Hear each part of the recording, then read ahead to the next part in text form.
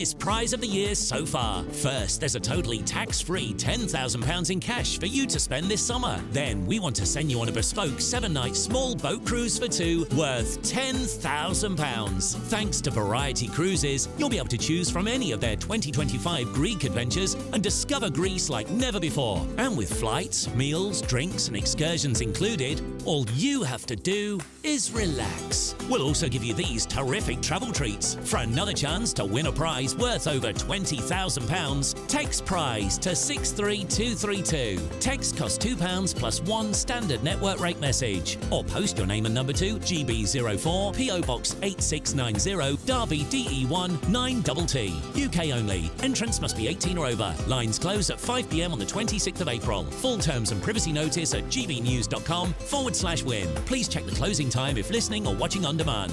Good luck.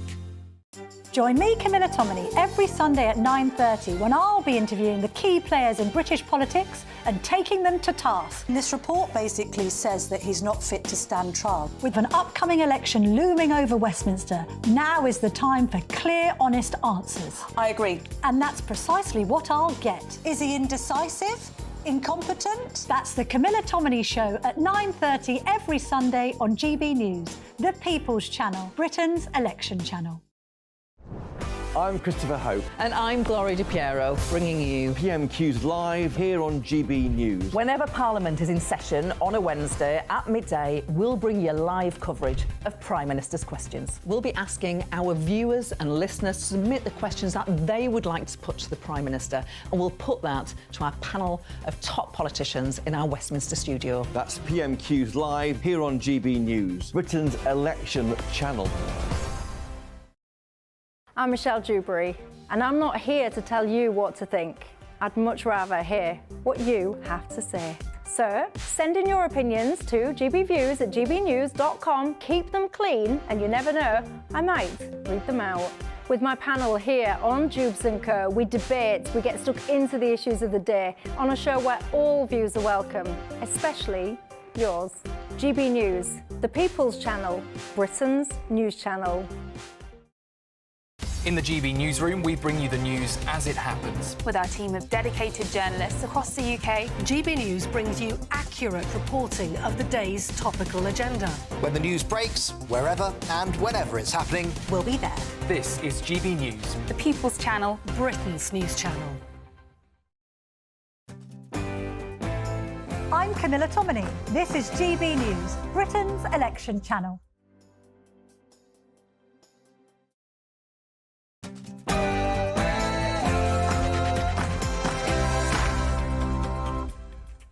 Hello and welcome to GB News Saturday. I'm Dawn Neeson, and for the next 3 hours I'll be keeping you company on TV, online and on digital radio, keeping you up to date on the stories that really matter to you.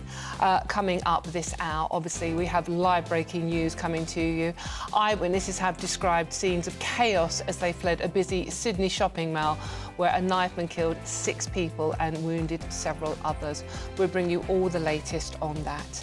Then ceasefire now. Calls for the government to denounce actions taken by the Israeli Defence Force continue this week as thousands march across London. But will Rishi Sunak answer? And it's the last day of the Grand National today, as one of the most anticipated horse racing events of the year comes to a climatic end this afternoon. But animal rights groups say they won't intervene. Join me later to find out why.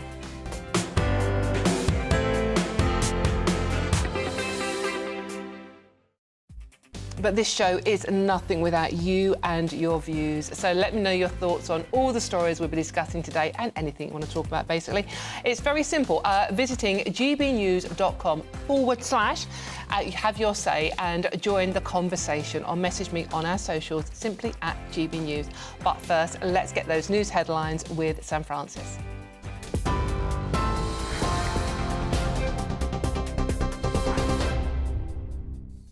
Dawn, thank you very much, and good afternoon to you. It's just after 12 o'clock, and we start with a recap of that news coming out of Sydney today, that a major police operation is still ongoing after a stabbing spree at a shopping centre near Bondi Beach. We now know the death toll has risen to 7, including 5 women, 1 man and the male knife attacker. Authorities say many more might have been killed had it not been for the actions of a lone police officer. She caught up with the attacker before shooting him dead as he raised his knife to her. There's no motive confirmed at this stage, and detectives believe he was acting alone. Well, New South Wales Police has also now confirmed that a 9-month-old baby is among 8 victims who were stabbed during that attack. And Police Commissioner Karen Webb has been giving this update just a few moments ago. Police have secured the crime scene, which you can imagine is expansive inside a very big, busy commercial shopping centre in Sydney. And the crime scene remains ongoing. And it will remain ongoing for a number of days. Police Commissioner Karen Webb there speaking just a few moments ago. And Australia's Prime Minister Anthony Albanese has also been speaking. He thanked the country's brave police and first responders. Today, Bondi Junction was the scene of shocking violence, but it was also witness to the humanity and the heroism of our fellow Australians. Our brave police, our first responders, and of course everyday people who could never have imagined that they would face such a moment. And some of the footage is quite extraordinary. Well, people who were in that shopping centre described scenes of chaos as they heard screams shortly before gunshots. Here's what some of those witnesses had to say a short time ago. I didn't see him properly, I was running. But it was insane. It was insanity. I wasn't expecting it. Some guy running around stabbing people seems pretty random, probably a terrorist attack. We saw all these people running towards us and then we heard a shot. The accounts there of witnesses in Sydney following that knife attack. As I said, the major police operation is still unfolding. We will keep across that for you throughout the rest of the day. Do stay with us here on GB News for more on that. In other news now, though, a ship appears to have been boarded by what's been described as an unknown party off the coast of the United Arab Emirates. A warning's been issued by the UK's Maritime Authority, but at this stage it is light on detail. It comes after Iran called Israel's presence in the UAE a threat and warned it would close the shipping lane in the region if provoked. Meanwhile, as Middle East tensions continue to rise, the US president says he fears an Iranian attack on America's allies will come, he says, sooner rather than later. However, Joe Biden had this warning for Tehran. We are devoted to the defense of Israel. We will support Israel. We will help defend Israel, and Iran will not succeed. Thank you very much. The Iranian government has promised revenge for an Israeli airstrike on its consulate in Damascus that killed some of its top commanders. In response, though, the US says it is now moving additional assets to the Middle East. And countries including India, France and Poland have also warned their citizens against travelling to that region. In Turkey now, one person has been killed and at least 10 others injured after a cable car collided with a broken pylon and ripped open, sending some passengers falling to the ground.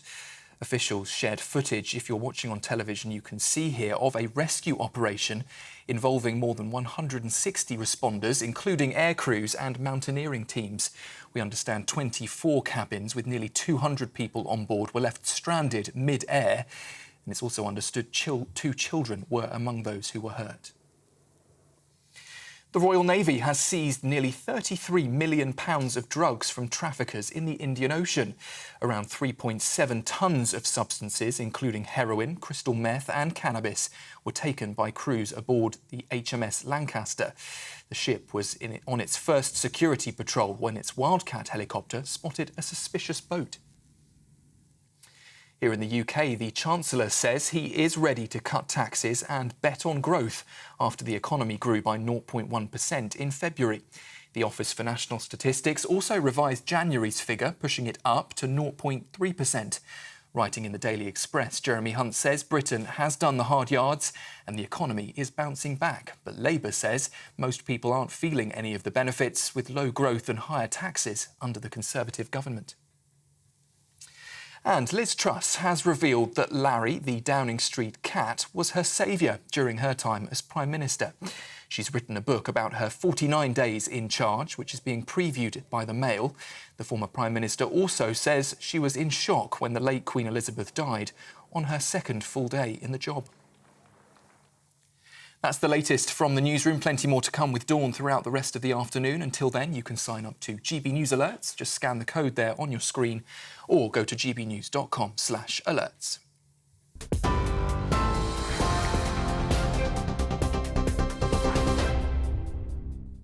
Thank you very much, Sam. And you've just been hearing some serious stories coming into the newsroom today.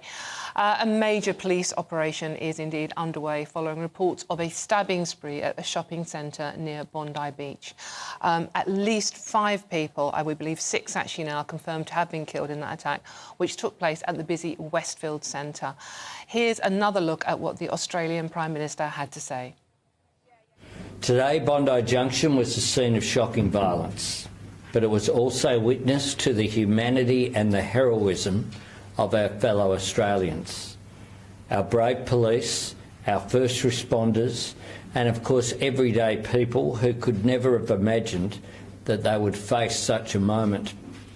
And some of the footage is quite extraordinary. Yeah, some of the footage is indeed, frankly, very, very horrible online at the moment. Just an awful thing to have happened. A normal Saturday afternoon shopping. Joining me now is journalist and broadcaster Alex Thomas, who is joining us live from Sydney. Alex, thank you very much for joining us today.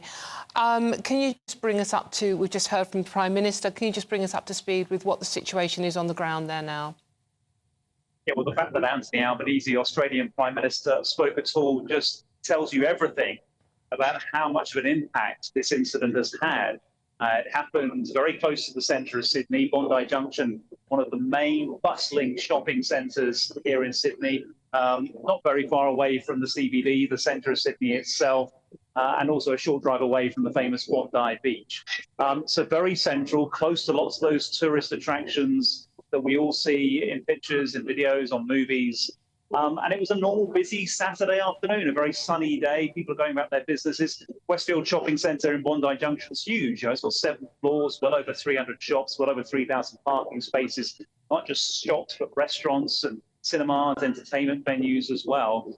And the peace there was completely shattered by this man walking into the shopping centre at around 3:10, police tell us, coming out for 10 minutes, going back in, and then approaching various people with a knife in his hand, killing 5 people in the shopping centre and 1 later dying in hospital. He himself was then approached by a police officer who wasn't on patrol, as an inspector, a senior officer, and she was called for help. And when she approached him, police say he lunged at her and she was forced to shoot him dead. And so that makes 7 victims in total, including the assailant. Police still haven't released his identity. And the big question mark is, what's the motive? Even Albanese himself, Australia's Prime Minister, wouldn't be drawn from that. The police described the investigation, which is ongoing, as complex, say it will take days to conclude, but they are saying it is not terror relief. Alex, we believe, as far as we're aware, it was just 1 attacker, 1 man armed with a knife. I believe he was wearing a sports top of some kind as well. And some reports on the ground say that he appeared to be on drugs or some sort of, or maybe drink. I mean, is there any veracity to that? Well, the New South Wales Police Commissioner was asked that very question, and she said it's simply too early to say. Clearly, they'll have to take the toxicology report from the attacker's body now that he's dead to verify that. Reporters also asked whether he called out anything, whether he was shouting anything. And again, police were being very vague about that sort of thing. And I've not seen any reports so far. So lots of details have been firmed up quickly in the last few hours. Other mysteries still remain. Alex, also, we know there are quite a few people injured in this attack, including a 9-month-old baby who was injured in the pram. Can you bring us up to date on how people who have been injured are faring in hospital? What's happening? Yeah, as well as the 6 victims who died, as I said, 5 on the scene and 1 later in hospital. Police say several others were injured. They wouldn't put a specific number on it, some critically so. The baby, we understand, had to undergo surgery. Police are waiting an update on that baby's condition. One eyewitness said they saw the mother cradling the baby already wrapped in bandages because of its wounds. So it's too early to tell. But clearly, the fact that such a young person, a child, a little baby, part of the attack just adds to the horror. Although police here are armed routinely, this is a very, very rare occurrence in Australia. I myself recently emigrated, actually, last year from London to Sydney, and you can already tell that just anecdotally, it just feels a bit safer here, although I felt very safe in London as well. But that's the sense here. It's a sense of shock. It's a sense of mourning. That's why we've had the Prime Minister addressing the nation here. It's just a very shocking thing on what should have been a very routine Saturday afternoon. As you say, it's just it's something we all do on a Saturday afternoon. We go shopping, we meet our friends for lunch, etc., etc. It's something we can all associate with. But it does sound that there's been some real tales of heroics going on now. I mean, there was one chap we're hearing that probably saved the baby's life by staunching any blood loss with clothing from the local shops. Yeah, absolutely. Both the Assistant Commissioner, who was the first police representative to give an official media briefing, Anthony Albanese as well, the Prime Minister, and later the Commissioner herself, all referred to the bravery, not just of the emergency services personnel who attended, the ambulance and the police, but also just members of the public as well. It sounded like the attacker, anecdotally, some reports saying that he was steering away from some of the bigger men trying to protect others.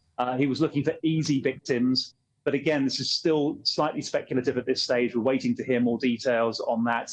But certainly the officer that killed the alleged attacker, although she's trained for that, is clearly in a state of shock. I know from previous incidents here, there was a murder of a police officer and his husband or his boyfriend very recently, in recent weeks here, and that's being investigated like all police shootings are. And that's, I think, why they describe this investigation as complex. And although I've just come from Westfield Shopping Centre, that is still cordoned off, it should be really bustling on a Saturday, and it's absolutely quiet now. Police say there is no ongoing threat. It was the only attacker. People should feel sad, but also feel reassured that the threat is over. Absolutely. That's Alex Thomas there, live from Sydney. Thank you very much for joining us this morning, afternoon, whatever time it is in Australia, evening. Now, more on this story. It's a live-breaking story. It is changing literally every minute, and we will keep you up to speed on it. Joining me now is GB News Home and Security Editor, Mark White. Mark, now, what I'm curious about with this is we've had warnings in the UK recently about potential terror attacks on sporting events. We had the football, Arsenal in particular was one I remember. Now, have there been any similar warnings, any threat levels raised in Australia? Well, generally, the police and security services in Australia are alive to the global picture in terms of terrorism at the moment. So they are more than aware that there has been an uptick in the threat of terrorist activity across the globe. We're seeing a resurgence of the terror group ISIS. We know that ISIS is claiming responsibility for that terrible attack on the theatre and shopping centre in Moscow just last month, in which more than 140 people were killed. It's also ISIS that put out the threat against these Champions League quarter-final matches in European cities, in Madrid, in Paris, and of course in London as well, which caused a great deal of concern and an increase in security around those events. This weekend, of course, you've got Grand National weekend, and concern, as there always is, at crowded places, events, for the potential of something to happen. With the likes of the Grand National, of course, it's disruption from activists as much as the possibility of any terror threat. But yes, in Australia, they're alive to the threat. Their threat level, I have to say, though, is pretty low in comparison to a lot of countries. In the UK, it's reasonably low. It's at the medium point of substantial, meaning that a terrorist attack is likely, but it's one below that. In Australia, they use a different scale. It's still a 5-level scale, but they describe the terminology different for each level. And possible is at the scale they're at the moment, the level they're at, which is two from the bottom. Possible meaning an attack is possible. There are elements out there that have the capacity and intent to do harm to the people of Australia, but not necessarily likely, but certainly possible that an attack could take place. Now, Mark, obviously we don't know that it is a terror attack, but obviously this is the question on everybody's lips, not just in Australia, but around the world, where we're watching these horrible scenes of people just going about their business on a sunny Saturday afternoon, shopping with their families, having lunch, etc. So we don't know that it was terrorism, but you do automatically think, don't you, that in an incident like this, what else could it be? Yeah, you're absolutely right, because any time you get something that is effectively a mass casualty attack, as this is, an individual going out to target as many people as possible before he was brought down by that brave police inspector, then of course people then believe that it must be motivated by terrorism or something very similar. They're not ruling that out. They have said at this stage, though, that the 40-year-old, although he is known to police, and it will be interesting to know exactly what he was known to the police for, but they say they've not got any indication that he's attached effectively to an ideology. Now, that doesn't mean, as they delve more into this man's background, that they don't find associates, that they don't find potentially links to extremism in his social media history or whatever that might be. But at this stage, they're not putting terrorism at the top of the list of motivations.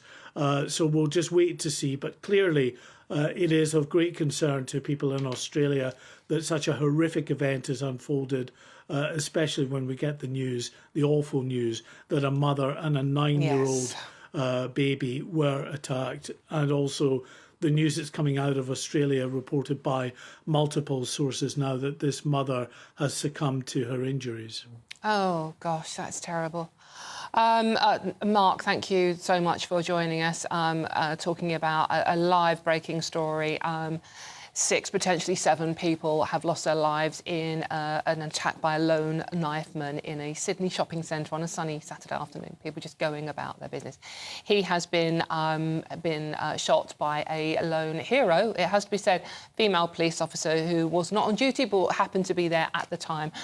OK, right, now, joining me now is former Labour MP Dennis McShan and political commentator Alex Armstrong. Gentlemen, thank you very much for joining me this afternoon. Now, this is not what we were meant to be talking about this afternoon, but obviously it is a live breaking story and we will bring you up-to-date information as soon as we have it. So I just want to collect your thoughts. I mean, obviously, it's just a horrific story.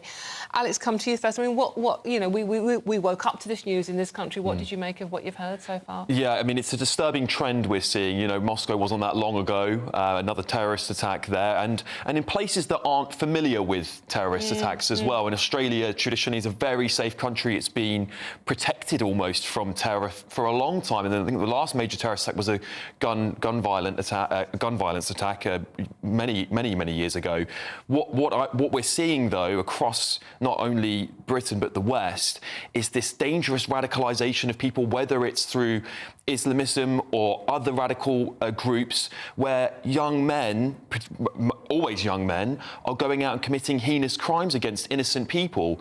You know, it's quite disturbing to see that continue month on month now. It seems like, again, we're all feeling on like a knife's edge with all these wars going on across the whole world at the moment. I just don't know what's going to happen next. And I feel for people across the world who are just trying to go about their lives and get on with their day-to-day. Yeah. I mean, Dennis, as our correspondent in Sydney, Alex, said, these are just sort of like people going about their everyday business.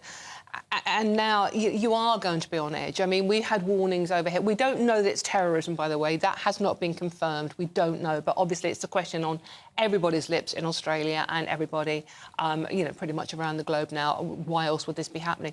What do you make of what you've heard from Australia this morning? I think we should go a bit long on terrorism in the sense that There are so many killings of 1, 2, 3, 4 people that are motivated by hate, by the absence of police on our streets. It was interesting, it was an off-duty woman police officer, presumably shopping, but they go shopping with a gun in their handbag? Yeah, I mean... If. Now, 1996, Port Arthur, in Tasmania, a lovely beach resort, 35 people killed. So Australia isn't stranger to violence. They carry a lot more guns than we do. Last time I was in Australia, I was invited to go out on a wild cat shoot. It's not a joke. Feral cats spread diseases, destroying native habitat, are a plague. They're like rats, if you like, bigger rats, fiercer rats. And I sort of was almost saying, get up at 5 o'clock tomorrow morning, we'll give you a shotgun, you go bag a few wild cats, Dennis. Did you go? Certainly not. Killer tabby, even a very naughty tabby, isn't really part of my mental furniture. So let's wait on all of this. But don't forget, I mean, Australia has a press that generates even more hate than our press does. Denunciation of incomers, denunciation of the unapproved person. Dennis, surely you're not blaming... No, I'm not blaming anything on anybody. But I do say there's so much hate now on social media, in our tabloids, on this issue now, as much from the left or the right, the Islamists or the Israelis saying, let's get rid of all the Palestinians. I'm not getting into a judgment on anyone to blame. But I was always struck in Australia, a lovely country, of course it is, but there's something about America of it. It's wild, there's huge weather pressures. It is people who've come in from all sorts of communities. They take time, sometimes decades, to adapt, learn to live with each other. And certainly they've got good gun laws now, but only very recently. But this wasn't a gun. This was a knife. And you can go into any shop now and buy a long kitchen knife and stab someone to death. Well, this is true, unfortunately. But I do find it quite upsetting. There's only one person to blame in this incident. Of course. That's not the press. That is the person that was running around with a knife, stabbing a young mum with her 9-month-old baby in a pram. Right, OK, I'm Dawn Neeson. This is indeed GB News Saturday, and there's lots more coming up on today's show. Ceasefire now. Calls to the government to denounce actions taken by the Israeli Defence Force continue this week as thousands march across London. But will Rishi Sunak answer? All of that and much more to come. This is GB News, Britain's news channel.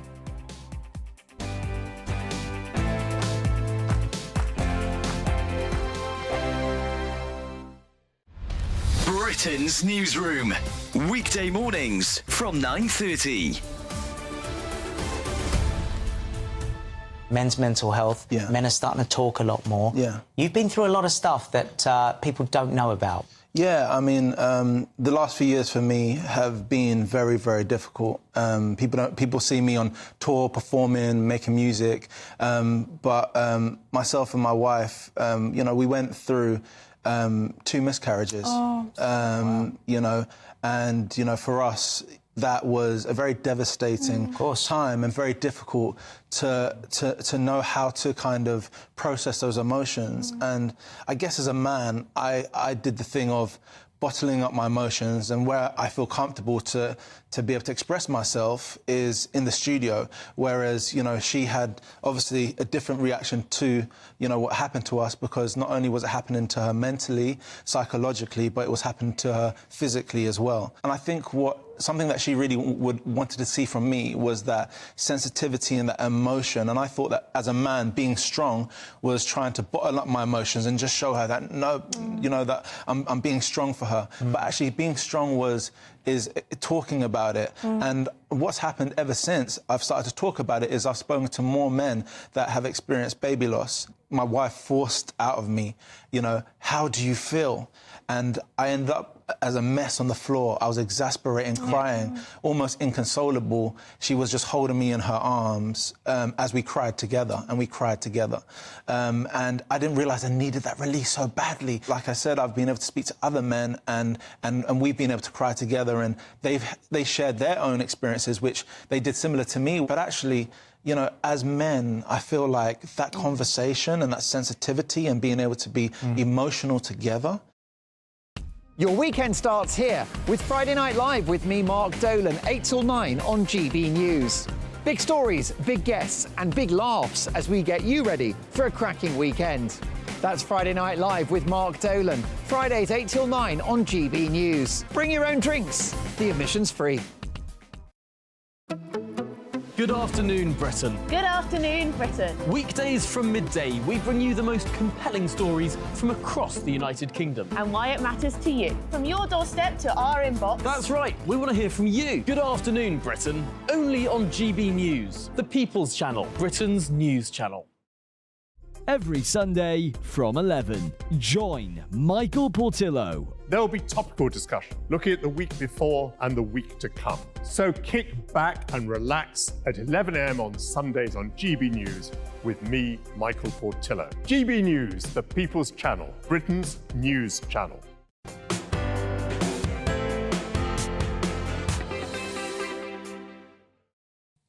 Welcome back to GB News Saturday with me, Dawn Newsroom, on your TV, online and on digital radio. Now, we are obviously keeping you up to date throughout the programme on the ongoing attack in Australia, where we think now 7 people have sadly lost their lives, and 8 if you include the attacker, a lone knifeman. 7, well, we're not sure. We're not actually sure about the mum of the baby. A 9-month-old baby was injured in this attack, but we are bringing you up to speed on that as the story develops. Now, once again, in this country, pro-Palestinian protests are filling the streets of cities across the country, calling for a ceasefire in Gaza. As Israel becomes increasingly isolated and both the Tories and Labour are divided on arms sales, the Stop the War coalition says it's vital they keep up the pressure from the streets of the capital for an immediate ceasefire and an end to UK weapons sales to Israel. This has been going on for months now and it's not working, is it? Joining me now from the latest march is GB News reporter Jack Carson. Jack, hello there. Right, can you tell us where you are and what's going on behind you? Not many people there at the moment.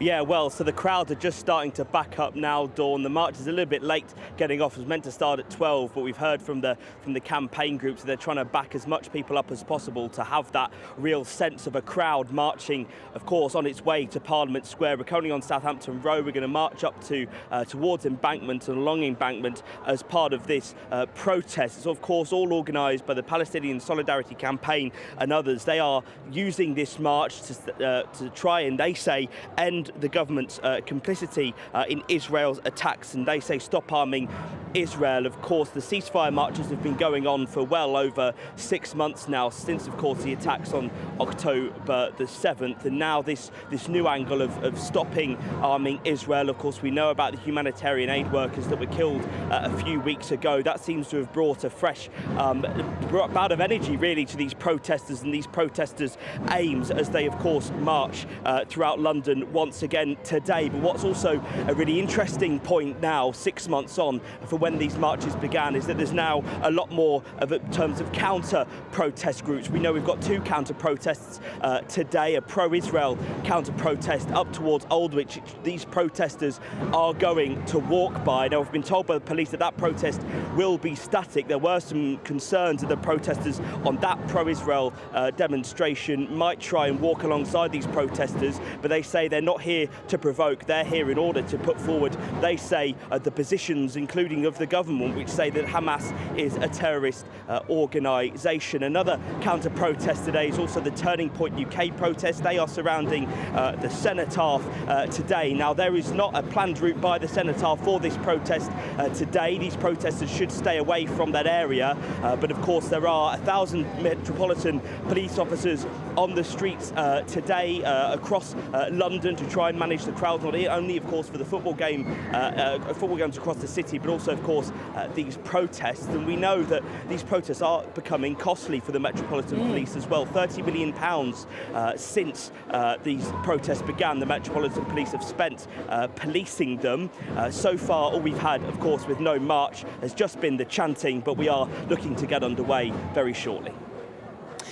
Jack Carson, thank you very much. A very busy afternoon coming up for you, and obviously we will keep you across any developments in the marches and demonstrations in London, as well as the ongoing situation in Australia. I'm Dawn Newsroom. This is GB News Saturday, and there's lots more coming up on today's show.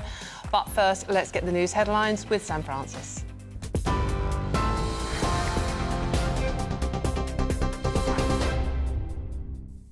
Dawn, thank you very much and good afternoon to you. Just after 12:30, a recap of the headlines from the newsroom. Police in Sydney have now confirmed that a man who killed 6 people in a stabbing spree at a shopping centre was known to police, but that the attack is not believed to be terror-related. 6 people are known to have died in that attack, including 5 women and 1 man. Authorities say many more might have been killed had it not been for the actions of a lone police officer who happened to be nearby. She caught up with the attacker and confronted him when he raised a knife. She then shot and killed him. Police Commissioner Karen Webb says a major investigation is now underway. Police have secured the crime scene, which you can imagine is expansive inside a very big, busy commercial shopping centre in Sydney. And the crime scene remains ongoing, and it will remain ongoing for a number of days. Police Commissioner Karen Webb there. Well, Australia's Prime Minister Anthony Albanese has also been speaking today, and he thanked the country's brave police and first responders. Today, Bondi Junction was the scene of shocking violence, but it was also witness to the humanity and the heroism of our fellow Australians. Our brave police, our first responders, and of course everyday people who could never have imagined that they would face such a moment. And some of the footage is quite extraordinary. 8 others are still in hospital following that attack, including a 9-month-old baby. As I say, the police major operation, is still unfolding. Do stay with us here on GB News throughout the course of this afternoon to keep across all of the latest developments on that story. In other news, a ship has been reportedly seized by Iran in the Gulf of Oman, just off the coast of the United Arab Emirates. The warning from the UK's Maritime Authority suggests regional authorities were responsible, but it hasn't said any more than that at this stage. It's thought the vessel involved is a container ship which is associated with London-based Zodiac Maritime. And it comes after Iran called Israel's presence in the UAE a threat and warned it would close the shipping lane in the region if provoked. And back here at home, Labour claims that Britain's roads now have 100 times as many potholes as there are craters on the moon. Figures estimate that there were more than 1 million potholes in the UK last year, which can cause serious damage to cars. The party's deputy leader, Angela Rayner, says Rishi Sunak is living on another planet after failing to fix the problem. The government, though, says it is investing billions of pounds into improving our roads. That's the latest from the newsroom. For more, you can sign up to GB News Alerts. Just scan that code there on your screen or go to gbnews.com/alerts. Now, though, it's back to Dawn.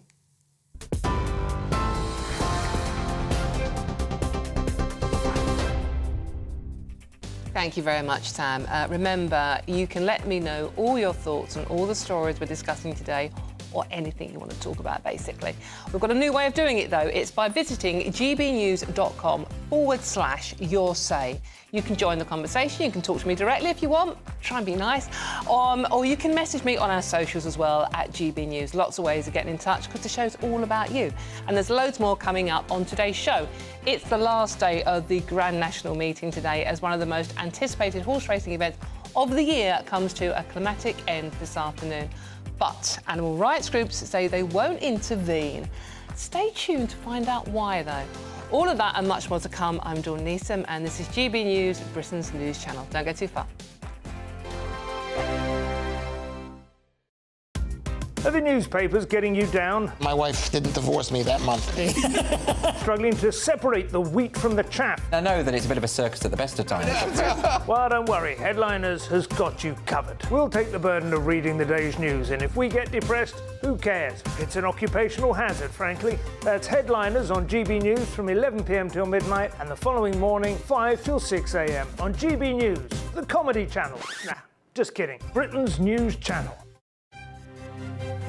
GB News Breakfast, every day from 6 a.m. Do you mind if I ask you a little bit about Sebastian? It really amazes me how a mother who can lose a child in such a shocking and unexpected way, so little, so precious, can then turn that grief into something so positive. How did you find the strength to get up get a camera crew, as you say, travel to the other side of the world and investigate all of this?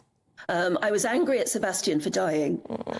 You know, you feel like saying, God, 32 years later, and I can still get very, very upset about it. I was angry that something that while he was born and lived with me and slept and then died, they were actively campaigning in New Zealand to try and stop this happening because they had a very high cot death rate there. They had the lady, the Anne Diamond, if you like, of New Zealand, a television presenter called Judy Bailey, went on telly every night and said, if you're just about to put your baby down to sleep, put him on his or her back, not the tummy, and this will help. And their cot death rate plummeted.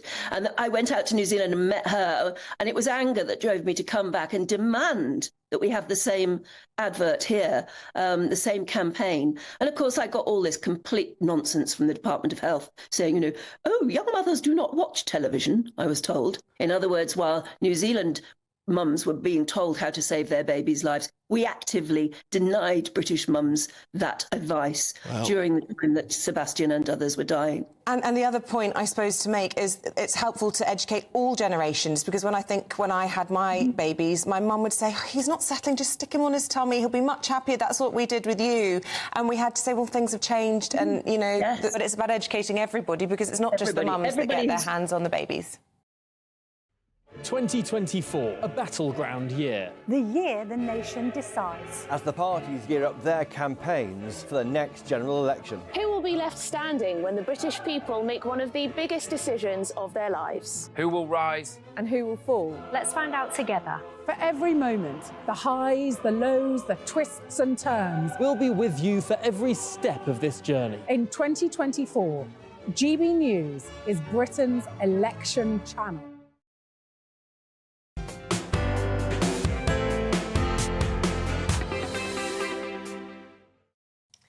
Welcome back to GB News Saturday with me, Dawn Newsroom, on your TV, online and on digital radio. Now, it's the last day of the Grand National meeting today as one of the most anticipated horse racing events of the year comes to a climatic end this afternoon. Last year's race was delayed, you might remember this, by a protest from the Animal Rising group, with the famous steeplechase starting nearly 15 minutes late after people invaded the track. There you can see pictures of them there. But this year, it's different. They say they will not target this year's race at Aintree, with a spokesperson saying, is disrupting races going to be the most effective way to end horse racing? We think not, because we think the public has already made that decision for themselves. Interesting. Well, given the amount of money being punted on this race, I might beg to differ. But joining me now is GB News North West of England reporter Sophie Reaper, who is looking glorious at Aintree this afternoon. Sophie, we got the blue memo. You look much more glamorous than me. How's it going?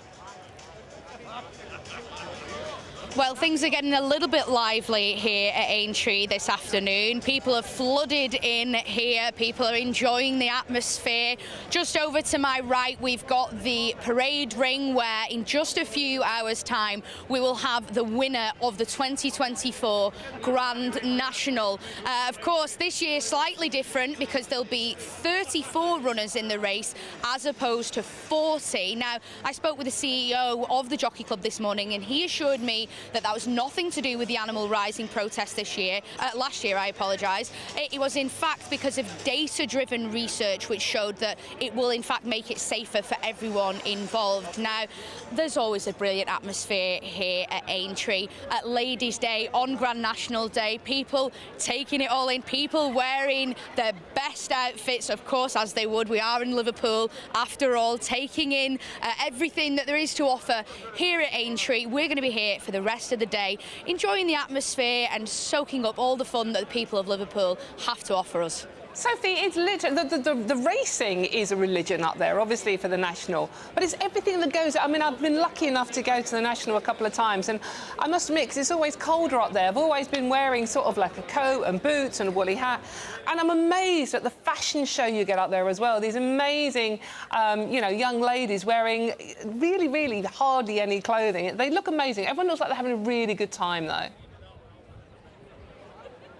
Well, you know what they say about us up north, Dawn. They do make us differently up here. We do handle the cold a little bit better than our friends down south, I would say.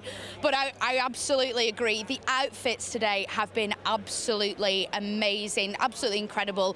And although we did feel a few drips of rain earlier on today, thus far it has remained dry. We're keeping our fingers crossed. We can all cope with a little bit of cold as long as it stays dry for us here today. Sophie, that's absolutely lovely to talk to you and talk about something joyful. Have a lovely time, but we'll be coming back to you later, keeping us up to date on everything that's happening at the Grand National. Now, I'm Dawn Newsroom on GB News Saturday, and there's lots more coming up on today's show.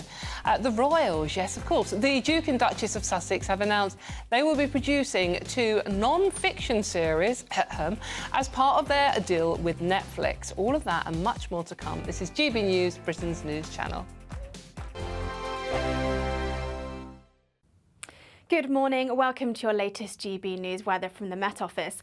It's a bit of a drier start to the weekend for some of us and a warm start too. However, low pressure still remains close by up to the north of the UK, but high pressure down towards the south and the west is bringing something a little more settled this weekend for southern areas. So in the south, there will be plenty of sunshine today. A cold frontal system does slowly push its way south and eastward, so a bit more rain and drizzle across parts of Wales and northern parts of England. But it's across Scotland and Northern Ireland that will see the worst of the weather today. Plenty of showers around here, and some of those showers perhaps turning quite heavy and wintry across the high ground. Further south in that sunshine though, another warm day, highs of 20, 21, maybe even 22 degrees. Through Saturday evening, that cold front continues to clear its way eastward, so generally turning much drier for most of us overnight into the start of Sunday. Some showers still continuing across parts of Scotland, these perhaps heavy in places, but under those clear skies, those temperatures will be dropping off a little. Down into the single figures, maybe 7 or 8 further south, but even as low as 3 or 4, and perhaps even some frost across parts of Scotland. So a bit of a chilly start here and a dry and bright start for a time before those showers continue to push in from the west as we go through Sunday daytime. Further south, a dry start as well, plenty of sunshine through the morning. There'll be some cloud bubbling up here and that heavy rain continues across parts of Scotland. A little bit of a cooler day though, with highs in the south of only 13 or 14 degrees. I'm Christopher Hope. And I'm Gloria Di Piero, bringing you PMQ's live here on GB News. Whenever Parliament is in session on a Wednesday at midday, we'll bring you live coverage of Prime Minister's questions. We'll be asking our viewers and listeners to submit the questions that they would like to put to the Prime Minister, and we'll put that to our panel of top politicians in our Westminster studio. That's PMQ's live here on GB News, Britain's election channel. Join me, Camilla Tominey, every Sunday at 9:30 when I'll be interviewing the key players in British politics and taking them to task. This report basically says that he's not fit to stand trial. With an upcoming election looming over Westminster, now is the time for clear, honest answers. I agree. And that's precisely what I'll get. Is he indecisive? Incompetent? That's the Camilla Tominey Show at 9:30 every Sunday on GB News, the People's Channel, Britain's election channel. I'm Michelle Dewberry, and I'm not here to tell you what to think. I'd much rather hear what you have to say. So send in your opinions to gbviews@gbnews.com. Keep them clean, and you never know, I might read them out. With my panel here on Jubes & Co, we debate, we get stuck into the issues of the day on a show where all views are welcome, especially yours. GB News, the People's Channel, Britain's news channel.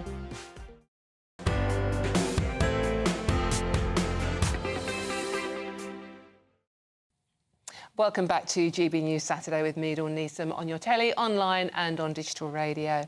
Now, back to our main breaking story of the day. 6 people have been confirmed killed in a stabbing spree at a shopping centre near Bondi Beach in Sydney, Australia. Authorities say many more might have been killed had it not been for the actions of a lone police officer. She caught up with the attacker before shooting him dead as he raised his weapon towards her. It's an ongoing story. We're going to keep you up to date throughout the day here. But joining me now is Sky News Australia host Andrew Bolt. Andrew, thank you very much for joining us this afternoon. Can you bring us up to speed on any more recent developments? Well, the Prime Minister's addressed the nation. The New South Wales Premier's rushing back from an overseas trip. He barely started. We know that tragically, that among the 6 dead is the mother of a baby that was always also stabbed.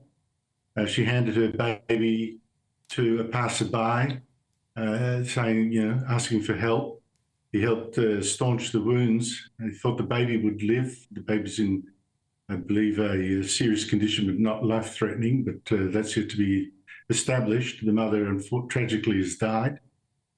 The police are saying that they don't believe it's terrorism-related. That said, the offender is known to the police. We don't know how. That's yet to be established, and I suspect an offender who's known to the police and goes on to stab 6 people to death, this is going to be an issue here. While they say it's not, they don't believe it's terrorism related. Well, we're yet to see that. There's been euphemisms before. I think what initially raised great concerns about that are 2 things. One is that this particular area is a fairly Jewish one, and the second is that the offender, from their looks, from a little bit of footage that obviously wasn't very clear, but had a beard and sort of, one could almost say, Middle Eastern complexion. So that raised initially a lot of suspicions, but we don't know that, and the police are discounting it for now. But there's a lot still to come out here and to be talked about tomorrow. We're now obviously at night. We'll know more tomorrow. Andrew, what we do know, it was a lone attacker, one man armed with a knife, who was very bravely taken out by the female police officer. In the UK, we perceive Australia to be a fairly safe country. You don't seem to have as many terror attacks. We're not saying this is terror, we don't know. But many of these stabbings by lone knifemen in Australia, as you do in the UK even. I mean, has there been any warnings? Has any terror levels been raised in Australia? No, there's obviously been a lot of tension, of course, with the Middle East as it is. But again, we don't know this is a terrorism-related thing. But just put it in the context, there have been tensions. Our Muslim population proportionally is not as great as in Britain, certainly not as in France. We have had terrorism-related killings. We had the Lint Cafe siege. We had a police accountant murdered as well, shot dead in Sydney. We had another lethal terrorism event in Melbourne. It has happened, but Australia tends to play this down a little bit, maybe unwisely, I don't know. But just to repeat, just to make sure, we don't know that this is terrorism related. And, for all we know, deranged individual, but known to police. I mean, that raises a question right there. There's also been, of course, a debate here about the leniencies of bail conditions sometimes and how people on bail can be let out. And so one way or the other, this will be huge in Australia. To have 6 dead in one incident like this is very, very big for us. And Andrew, just briefly, if you could sort of describe the reaction of Australians to this. As you say, it is relatively unusual. I mean, I should imagine a sunny Saturday afternoon, people shopping, going about their business. I mean, the shock that we're seeing on some of the people being interviewed is literally palpable. Oh, yes, this is a very un-Australian thing to do. That said, we're changing along with the rest of the Western world, so perhaps we shouldn't be so naive, but it is. I mean, you think of Australia, sand and thongs and surf and all that kind of thing, particularly when you're thinking of Bondi. In fact, I was just at someone's 90th birthday this evening, and one of the relatives was saying that had it not been for that, she'd probably been at that shopping centre. It's one of her favourites. It's not a place where you expect this kind of thing, let me tell you. Yeah, no, absolutely. Andrew, thoughts with everybody in Australia at the moment. That's Sky News Australia host Andrew Bolt there. Thank you very much for joining us. Now, back, well, not even in the UK, in California, indeed, the Duke and Duchess of Sussex have announced they will be producing, wait for it, 2 new non-fiction series as a part of their deal with Netflix.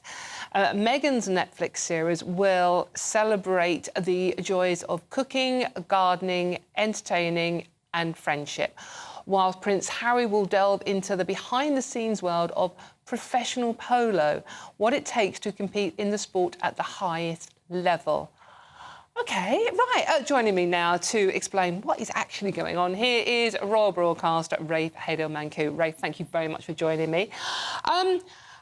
2 more programmes, spoiling us now, 1 from each. I'm a bit confused about what the Duchess of Sussex is actually going to be doing. Yes, cooking, gardening, entertaining and friendship. I notice it's not friendship and family, because obviously family is not one of her strong points. But, you know, when did celebrities start taking over the roles of experts? You know, in the old days, you'd have Monty Don, Alan Titchmarsh doing gardening, you'd have Rick Stein or Jamie Oliver doing cooking.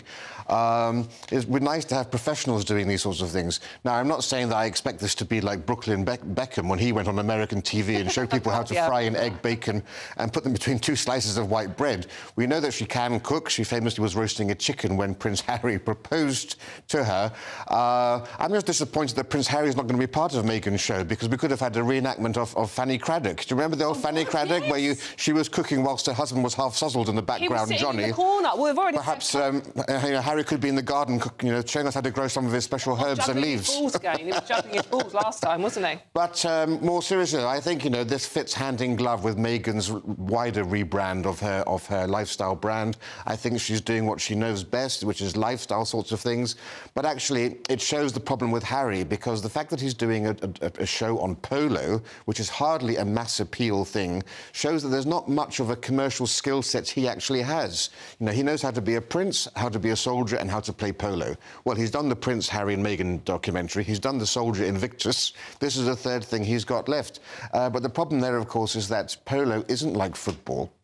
There's a reason that it's not played on television, is because they have a very small audience for these sorts of things. Now, they've got a very good team behind them, the ones that did the Wrexham football team documentary series. But again, this all goes to show that Prince Harry actually is quite out of touch with the public, because, of course, polo is the sport of kings. So as much as he tries to tell us that he's distanced from the monarchy, he's a man of the people, this just really goes to show that he's still part of that very exclusive elite set. Well, that sounds like... But I'm rather hoping... Julie Cooper said that polo was ritzy, wild and gloriously promiscuous. Are we going to get that from Harry? Oh, well, I'm sure Meghan hopes that we don't. Remember, the first photographs of King Charles and Camilla were actually taken on the polo pitch. Yes, they were, yeah. And Princess Diana. And Diana as well. Wasn't it? That's right, yeah. Interesting. Thank you very much for joining us, Rafe. Well, that's coming up if you want to watch that, but now you're watching me.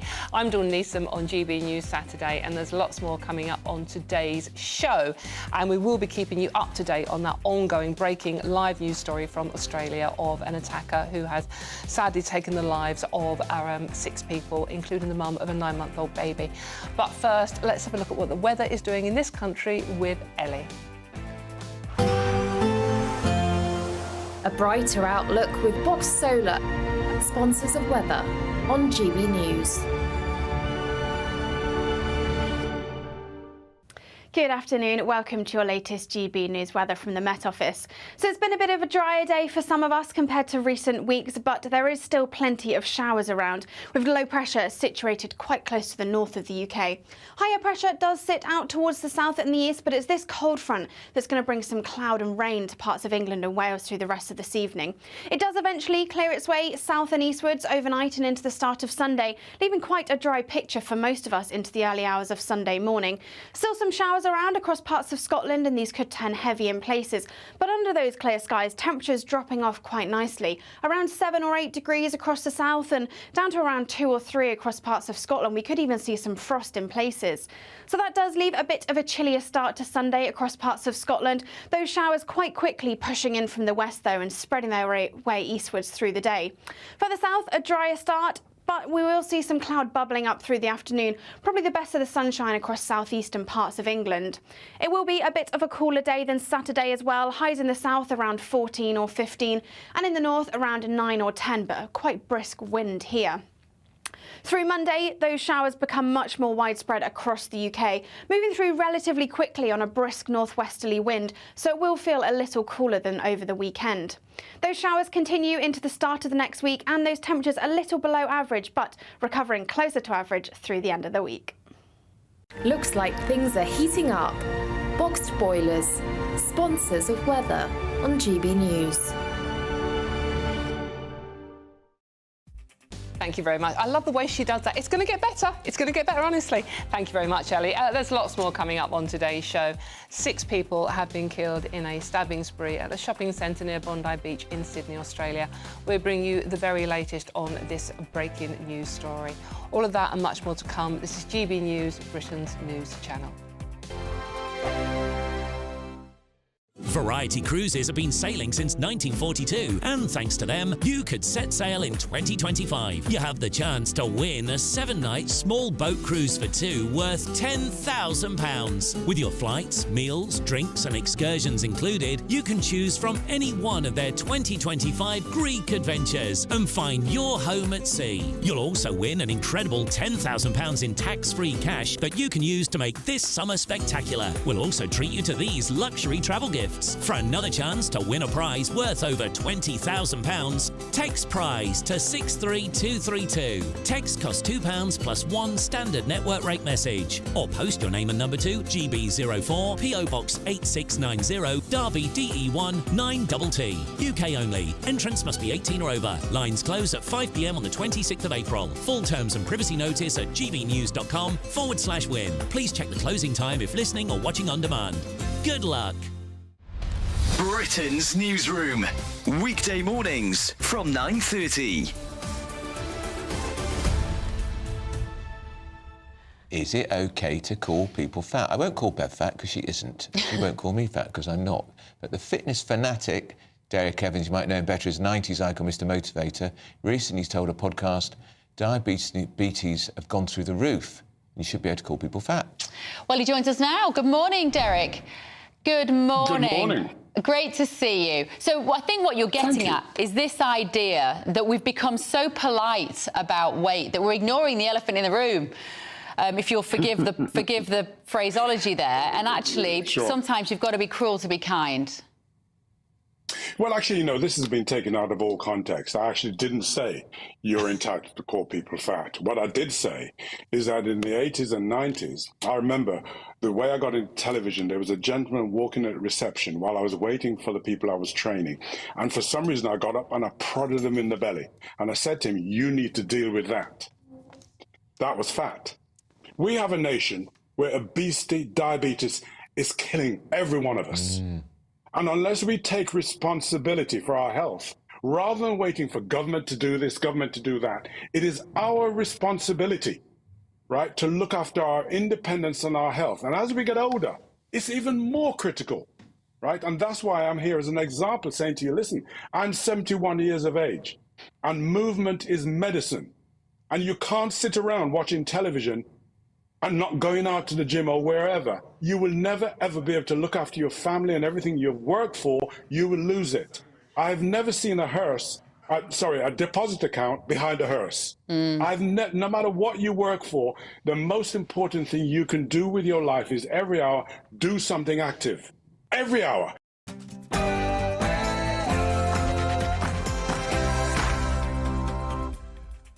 Hello and welcome to GB News Saturday. I'm Dawn Neeson, and for the next 2 hours I'll be keeping you company on telly, online and on digital radio. Keep you up to date on the stories that really matter to you. Coming up this hour, 6 people have been killed in a stabbing spree at a shopping centre near Bondi Beach in Sydney, Australia. We'll bring you the very latest on this breaking news story. Then Ceasefire Now calls for the government to denounce actions taken by the Israeli Defence Force continue this week as thousands march across London. But will Rishi Sunak take any notice?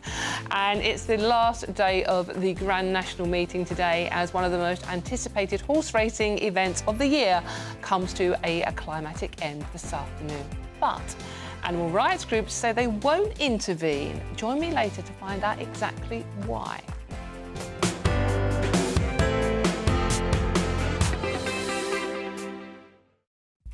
But hey, this show is nothing without you and your views. So let me know your thoughts on all the stories we'll be talking about today, or anything else you want to talk about. It's your show, remember. It's very simple. Visiting gbnews.com/your say. That's on screen. They sit there. That's simple. And join the conversation. Talk to me if you want. If you want, it'd be nice. Or message me on our socials. We're at GB News. But first, it's time for the news headlines with Sam Francis.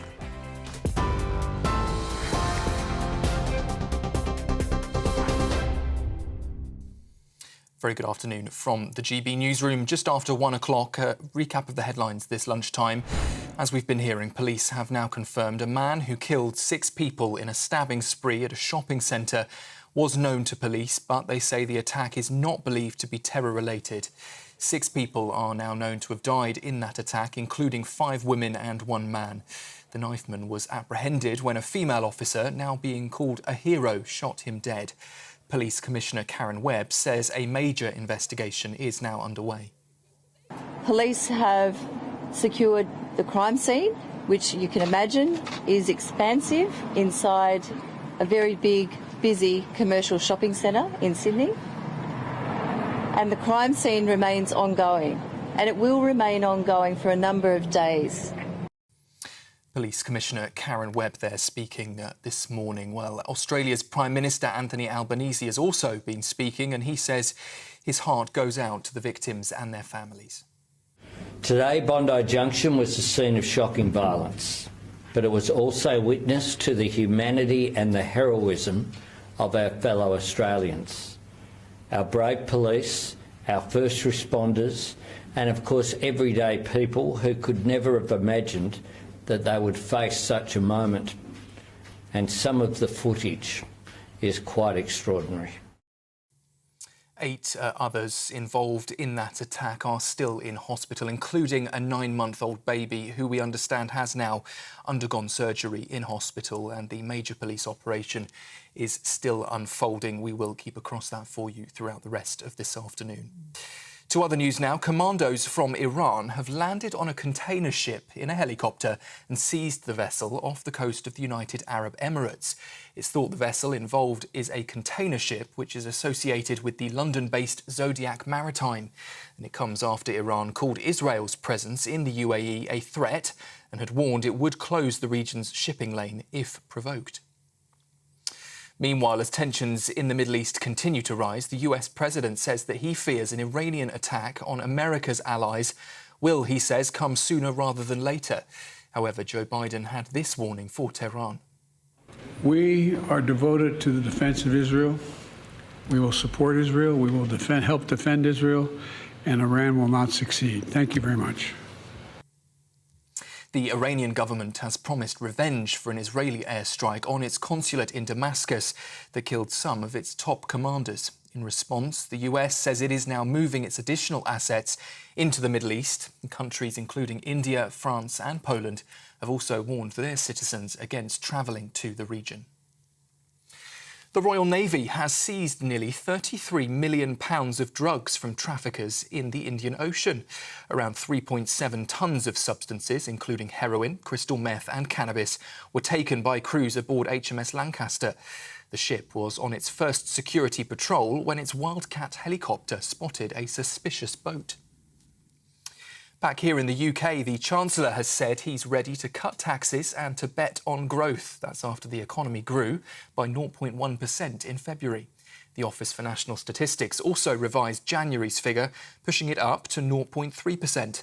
Writing in the Daily Express, Jeremy Hunt says Britain has done the hard yards and the economy is bouncing back. But Labour says most people aren't feeling any of the benefits, with low growth and higher taxes under the Conservative government. And Labour has claimed that Britain's roads now have 100 times as many potholes as there are craters on the moon. Figures estimate that there were more than 1 million potholes on UK's roads last year, which can cause serious damage to cars. The party's deputy leader Angela Rayner says Rishi Sunak is living on another planet after failing to fix the problem. The government, though, says it is investing billions of pounds into improving our roads. Horse racing's biggest race of the year, the Grand National, takes place this afternoon, but there have been some changes. New safety measures are in place, meaning 6 fewer horses are taking part. It's after 4 horses died there last year. However, campaigners say changes to this afternoon's event are nothing more than a PR stunt after 2 more horses died yesterday. On the track, though, it will be as competitive as ever for the £1 million prize. And finally, before we hand back to Dawn, Liz Truss has revealed that Larry, the Downing Street cat, was her saviour during her time as Prime Minister. She's written a book about her 49 days in charge, which is being previewed by The Mail. And the former Prime Minister also says in that memoir that she was in shock when the late Queen Elizabeth died on her second full day in the job. For the latest stories, sign up to GB News Alerts. Just scan that code there on your screen. Or if you're listening on radio, go to gbnews.com/alerts.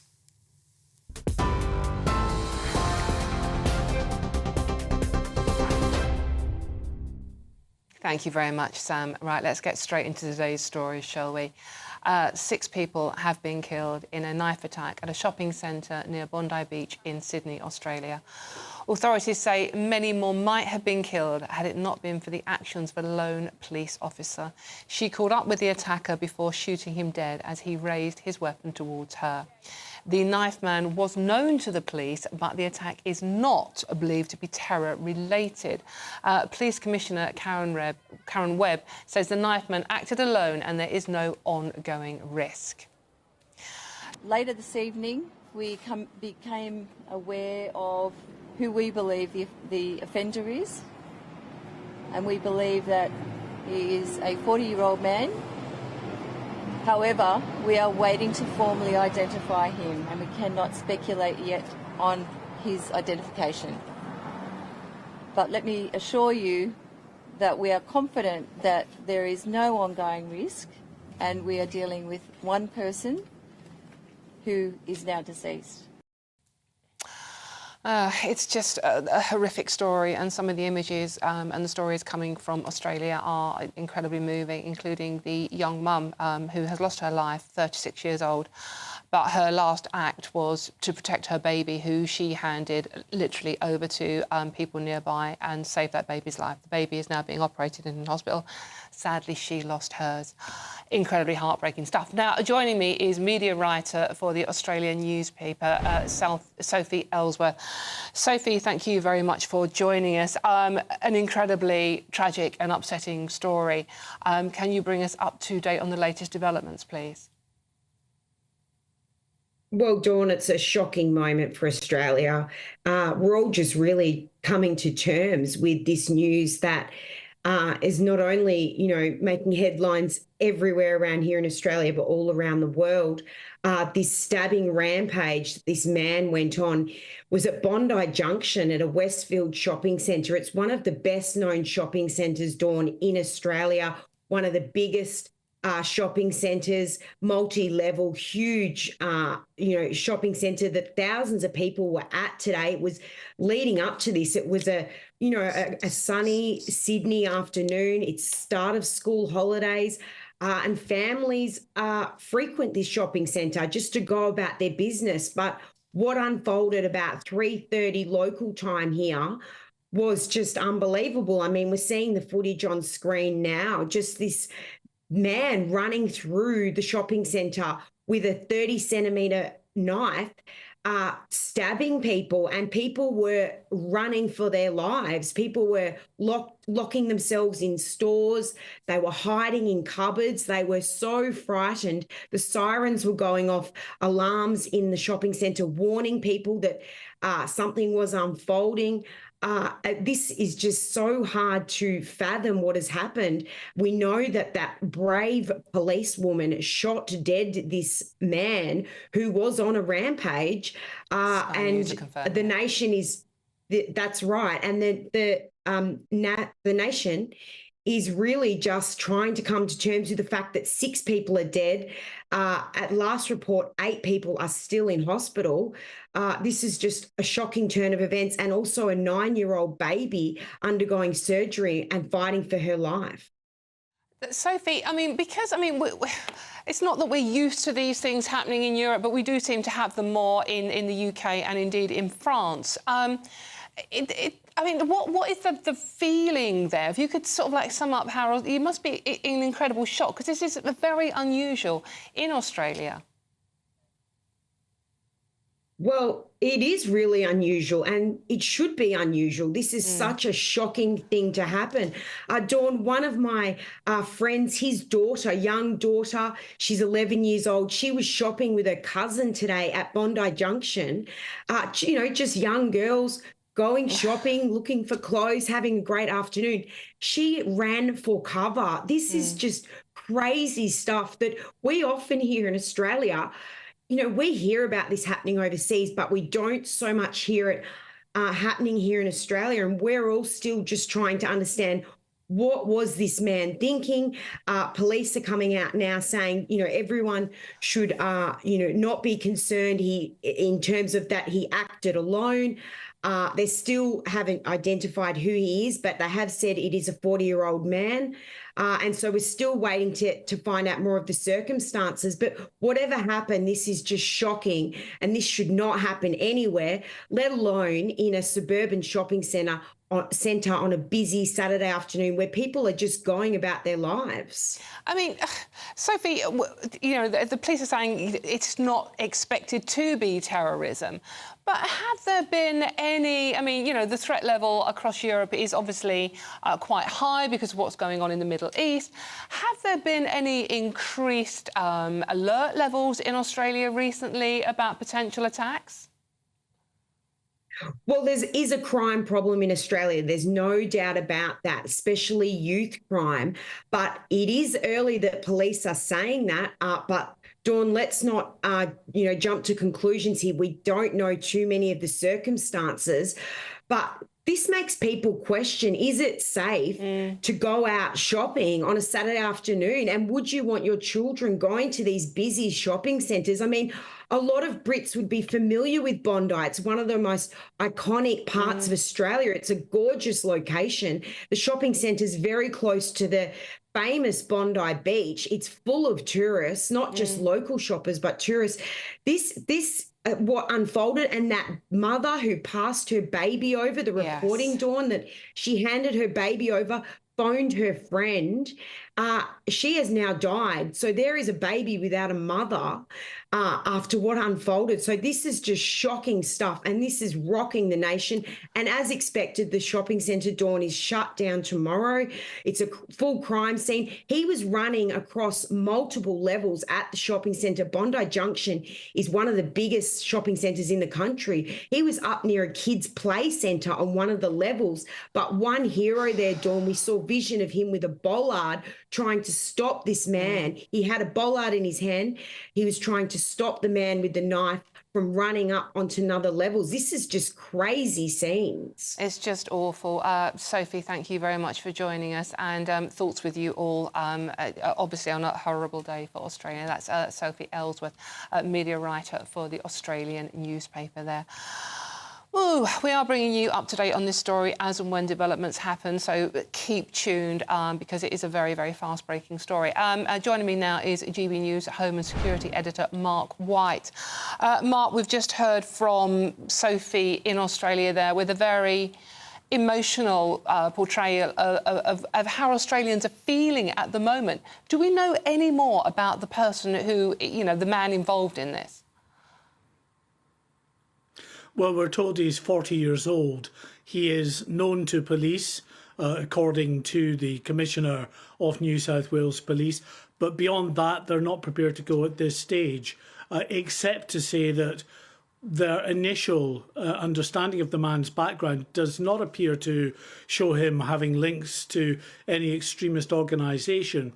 Having said that, the Commissioner did say that that could change as they delve more into this man's background. They try to establish his connections and associates, and they look at the likes of his internet browsing history. It's certainly possible that there could be an extremist link there, but as yet, the police say they've found nothing that points to terrorism at this stage. But certainly what we did get was the most horrific bloody rampage with multiple people targeted. And the indications from the eyewitnesses who were telling both the media and the police as they exited that Westfield shopping centre was that he was specifically picking out weaker, more vulnerable individuals. He was going after children and women, and that seems to be borne out by the casualty details that we're getting from the police as well.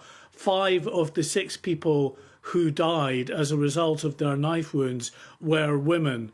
And of course, we know that this 9-month-old baby has been injured and undergone surgery as well in hospital. Sadly, his mother, one of the women who were stabbed and killed by this assailant. Before that police inspector who was on patrol nearby, the first to get into the Westfield shopping centre, managed to run up to the 5th floor where she found him, challenged him, but the man raised his knife, and at that point she shot him and killed the man. Mark, I find it is incredibly ironic that you can see that some of the footage online of him, as you say, attacking vulnerable victims, I mean, mainly women and children. And as Sophie said, he was actually frighteningly near to a children's play area, and we're all used to these areas in our shopping centres. We know exactly what that's like. So it's incredibly... So the irony that it was actually taken out by a female police officer, I mean, that is just, well, unbelievable, isn't it? I mean, she was incredibly brave. Yeah, and she is being praised for her bravery, and not only by the Australian Prime Minister and her boss, the Commissioner of New South Wales Police, but just in the last few minutes we've had a news conference that's been taking place with the acting Premier of New South Wales, Penny Sharp, who, along with policing colleagues, have been praising the actions of this inspector, yes, for running forward into danger, single-handedly taking on this attacker, but also to members of the public who were there in the shopping centre. And there was the most incredible image that came out, video, just a short sequence, but it shows one man who's taken hold of a bollard, one of the bollards with a bit of tape attached that they use to close off the escalators in shopping centres. He's picked that up. He's, it seems, managed to press the emergency stop on the escalator as well. And he is fending off this knife attacker with that bollard and managing to push him back from getting to the top of those stairs. It's just a short video. We don't know what happens next. But that man put himself in terrible danger to do that. But you get these courageous acts that take place at these terrible tragedies where people push forward to try to stop these outrageous events. Mark, thank you very much. That is Home and Security Editor Mark White there on the latest updates on this horrific, frankly horrific attack in Australia, which we will keep you up to speed with. It's a breaking news story, so stay with us. We're keeping you up to date on every development that is going on. Now, joining me now is the host of the Saturday 5, Albie and Makona, and former Labour advisor Scarlett Maguire. Thank you both for joining me. Now, obviously, we are discussing this story. It's not what you expected to be talking about, and I'm sure it's pretty much not what any of us wanted to be talking about on this Saturday afternoon. Indeed, a sunny Saturday afternoon, pretty much like what's happening in Sydney when this happened. People just with their families going shopping. We've all been there, haven't we? All know how this works. You know, big shopping centre, you know, teenage girls doing the shopping. You're meeting your mates for a burger, etc., etc. Scarlett, what do you make of what you've heard coming from Australia? I mean, it's awful. It's completely tragic. And watching all the pictures, listening to everything, you know, it's a very angry man. Yeah. Who we have no idea why or anything, but went out with a knife, and whether he intended on a particular victim to begin with, who knows? But quite obviously after that, he was just stabbing.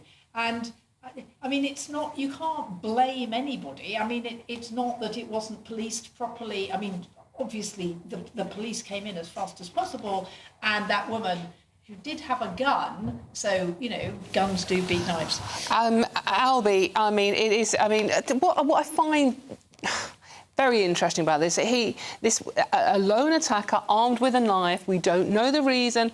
He is known to police. Now, we have seen in this country a couple of incidents recently where women, again, are the victims. Women have been murdered by people who are known to the police but are still free to behave in this appalling way. We have to start learning lessons from these things, don't we? We do have to start learning lessons from these things, and it seems to be a problem not just with the police in the United Kingdom, but also a problem with the police down under as well. And I do think it probably does call into question what exactly do we mean when someone is known to police, and what should actually happen when someone is known to police? What should be the threshold for wearing something like a tag, for example? What should be the threshold for perhaps more stringent action on someone's liberty if they are a known criminal? Those will be questions that are being asked in Australia, but they're questions that we should be asking in the UK too. Well, this is what we keep coming back to, Scarlett. It is the fact that this person, a 40-year-old man, has killed 5 women. He was attacking women and was getting dangerously close to a children's play area. But and attacked a baby. Absolutely. Well, the baby is in hospital. 9-month-old baby who's currently undergoing surgery. Unfortunately, his mum lost her life, and the last thing, reportedly, I mean, it's looking more and more likely that is actually an accurate report coming from Australia now. But actually, Albie's completely right. Is why when they say known to the police? I mean, the young woman who was knifed and killed in a Bradford shopping street, pushing her baby. Yep. The guy who killed her was not just known to the police. I mean, actually, to be fair, the police and the prosecutors had tried not to give him bail, to keep him in custody, because the woman said he was a danger to her. And so it is something that these violent, and they do frankly tend to be men, but these violent men, you do have to say, should they be allowed out, or at least, as Albie says, a tag, because actually it is happening a lot, and possibly, I don't know about Australia's gun laws, ours are really good, but it shows what you can do with a knife. Albie, quickly, we are running out of time with this, unfortunately. One of our correspondents in Australia mentioned the fact that the immigration problem, this is not to say that all immigrants are bad, etc., but it is a concern in Australia, and it is a concern in this country, certainly with many of our viewers, that we don't know who we are letting into this country and what criminal records they do actually have.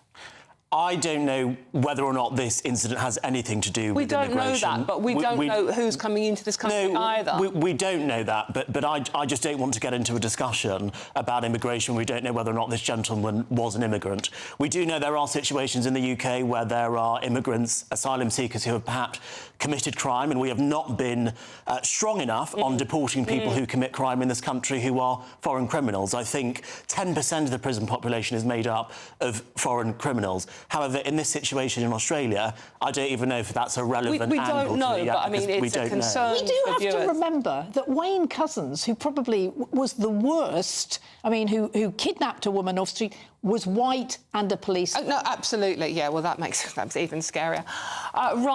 For all the best analysis and opinion on that story and much more, please go to our website, gbnews.com.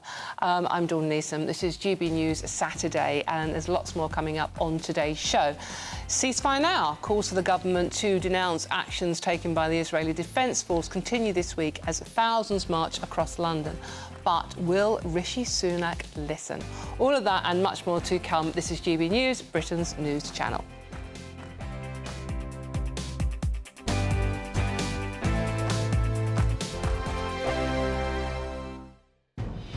Good afternoon, Britain. Weekdays from midday. I wonder, is this the fundamental distinction we need to make between Islam, which is a private religion people may practice freely amongst themselves, and Islamism, when you try and place those values upon other people, place that way of being, force it on people who don't want it? Tom, I have been very much clear about this thing that Islam is a religion and people are free to follow that religion in the UK, in a free Western society. So we have no problem with people following their religion as long as it is not being imposed onto the wider society. And when you talk about drawing a distinction between Islam and Islamism, people like me, you and me, we are drawing that distinction. We're trying to maintain that distinction. But if you look at the commentator from the Muslim community, some commentator, they would like to blur this line and they would ask you, what is Islamism? Where does it exist? Sorry, it does exist. We see it. And the teacher, this incident is an epitome of that kind of, ideology being prevalent, in our society. Khadija, do you worry that these views are typical for some sections of society? Do you think that there's a problem with some Muslim men, that they have perhaps views that we don't consider to be British values? There are certain readings of religion which are misogynistic, which are discriminatory, which are homophobic. We need to be honest about it. We need to be calling it out whenever we hear these kind of views. It's been a long time that we are letting these kind of ideologies crawling in, spreading tentacles in British society, and we are just ignoring it in the name of respecting people's culture and religion. You are not suppressed in the UK. I'm Andrew Doyle. Join me at 7 o'clock every Sunday night for Free Speech Nation, the show where I tackle the week's biggest stories in politics and current affairs with the help of my 2 comedian panellists and a variety of special guests. Free Speech Nation, Sunday nights from 7 on GB News, the People's Channel, Britain's news channel. Every Sunday from 11, join Michael Portillo. There'll be topical discussion, looking at the week before and the week to come. So kick back and relax at 11 a.m. on Sundays on GB News with me, Michael Portillo. GB News, the People's Channel, Britain's news channel. Your weekend starts here with Friday Night Live with me, Mark Dolan, 8 till 9 on GB News. Big stories, big guests and big laughs as we get you ready for a cracking weekend. That's Friday Night Live with Mark Dolan. Fridays 8 till 9 on GB News. Bring your own drinks. The admission's free.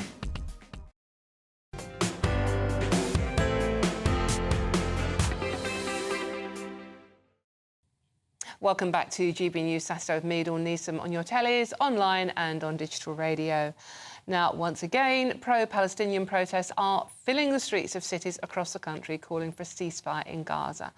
As Israel becomes increasingly isolated and both the Tories and Labour are divided on armed sales, the Stop the War coalition says it's vital they keep up the pressure from the streets of the capitals for an immediate ceasefire and an end to UK weapons sales. OK, not listening so far, are they? Joining me now is GB News reporter Jack Carlson, who is live on the streets with the marches for us. Jack, good afternoon. What's happening behind you now? Well, the marches have started. Remember, when an hour ago they hadn't started yet. They've now started. We've just reached Aldwych on the route of these protests. Now, the pro-Palestine protests are heading towards Embankment to line up and protest further in Parliament Square. But I was talking earlier about a counter-protest.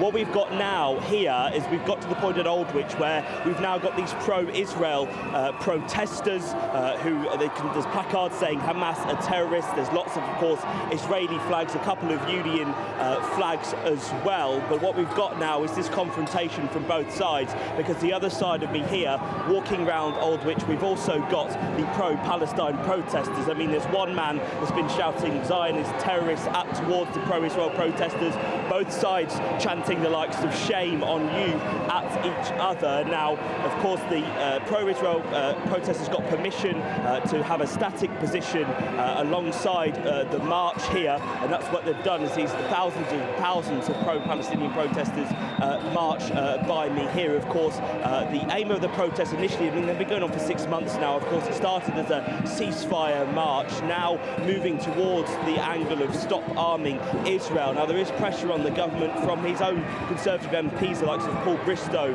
as well, been very vocal against Rishi Sunak and his decision, of course, at the moment to not cease arms sales to Israel. But it's difficult as well for the Labour Party. There's plenty of banners from the pro-Palestine protesters to say dump Starmer. They are unhappy with his position so far on that conflict between Israel and Hamas in Gaza. As well, the Sadiq Khan, he's probably been one of the most vocal Labour figures that's come out against the arms race, the arms deals that, of course, the UK has with Israel after those humanitarian workers were killed, of course, just a couple of weeks ago. But it's not just in the UK. In Scotland, Humza Yousaf's been very vocal, saying that the government should consider its position. So that's really why these pro-Palestine marches have now got this new burst of energy from the people that are supporting that cause on that point of stop arming Israel. But as you can see here, thousands of people marching once again towards Parliament Square, where they are going to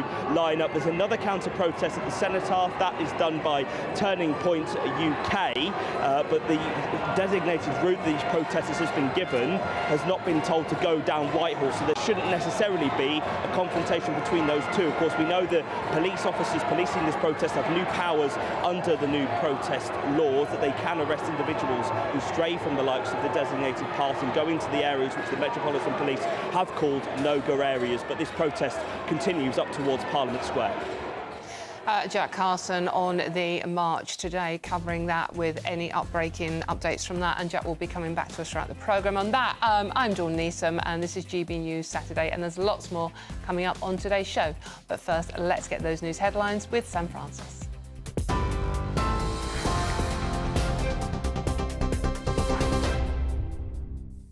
Dawn, thank you very much, and good afternoon to you. Just coming up to 32 minutes past 1, and a recap of news out of Sydney today, where police have confirmed that a man who killed 6 people in a stabbing spree at a shopping centre was known to police, but that the attack is not believed to have been terror-related.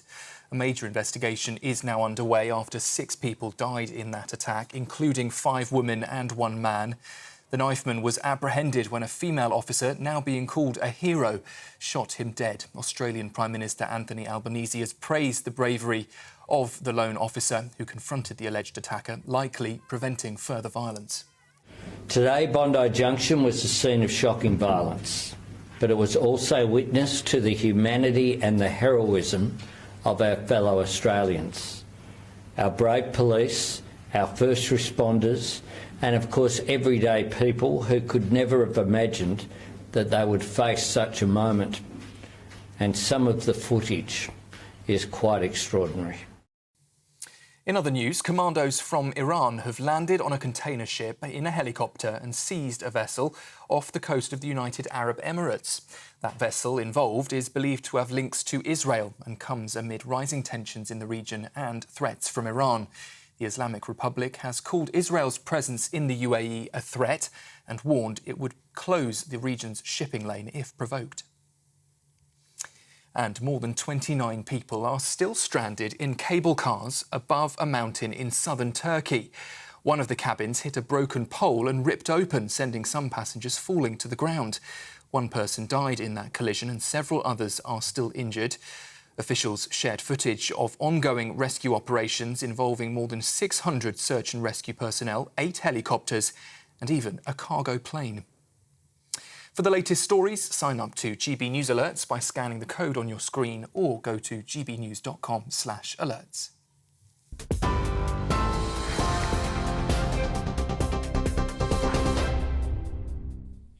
Thank you very much, Sam. Right, well, it's the last day of the Grand National today, and one of the most anticipated horse racing events of the year comes to a climatic end this afternoon. Joining me now is GB News North West of England reporter Sophie Reaper, looking resplendent in a matching blue. Sophie, take it away.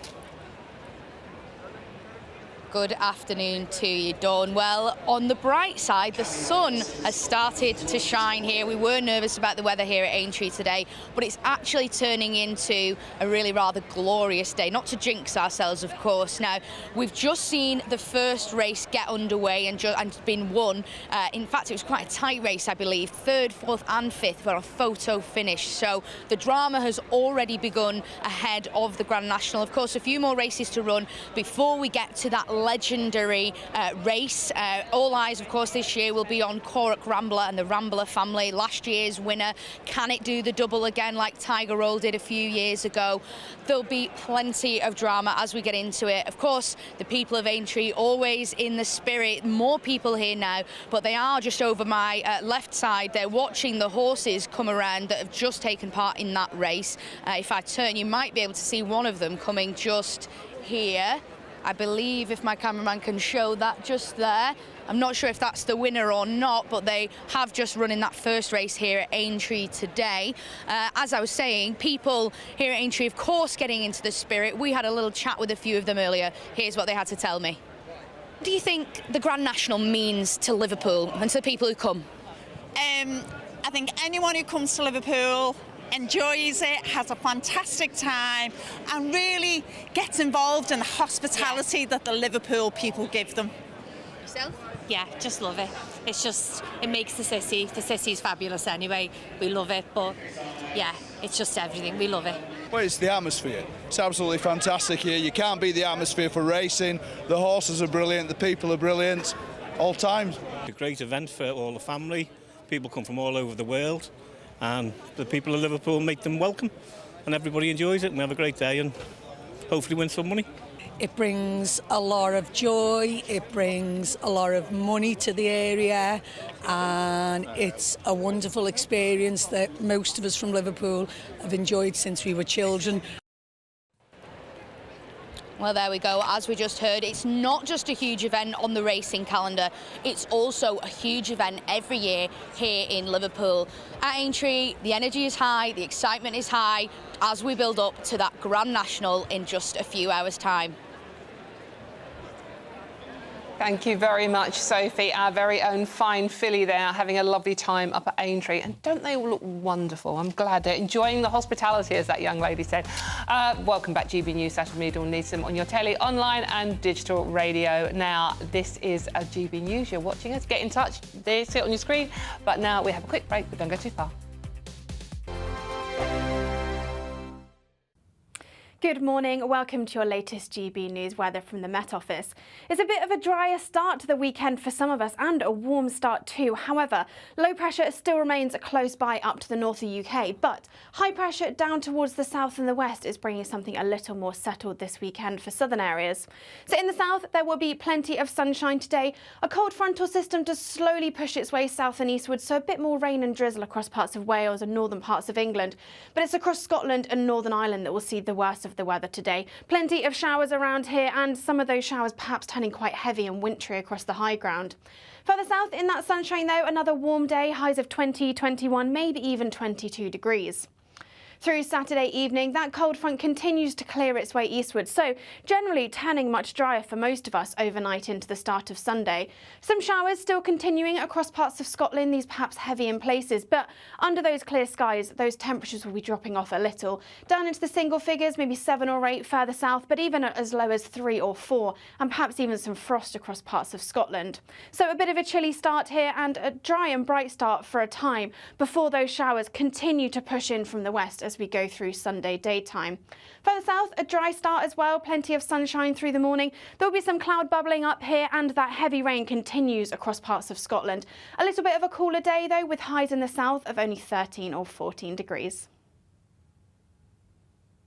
I'm Michelle Dewberry, and I'm not here to tell you what to think. I'd much rather hear what you have to say. So send in your opinions to gbviews@gbnews.com. Keep them clean, and you never know, I might read them out. With my panel here on Jubes & Co, we debate, we get stuck into the issues of the day on a show where all views are welcome, especially yours.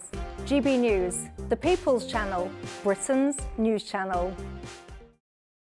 2024, a battleground year. The year the nation decides. As the parties gear up their campaigns for the next general election. Who will be left standing when the British people make one of the biggest decisions of their lives? Who will rise? And who will fall? Let's find out together. For every moment, the highs, the lows, the twists and turns. We'll be with you for every step of this journey. In 2024, GB News is Britain's election channel.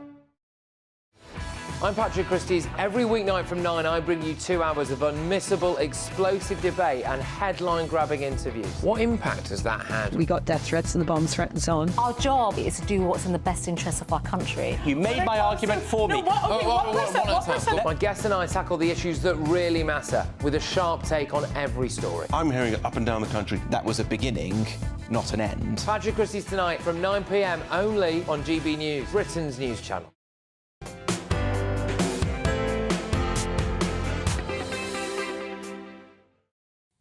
Welcome back to GB News Saturday with me, Dawn Neeson, on your TV, online and on digital radio.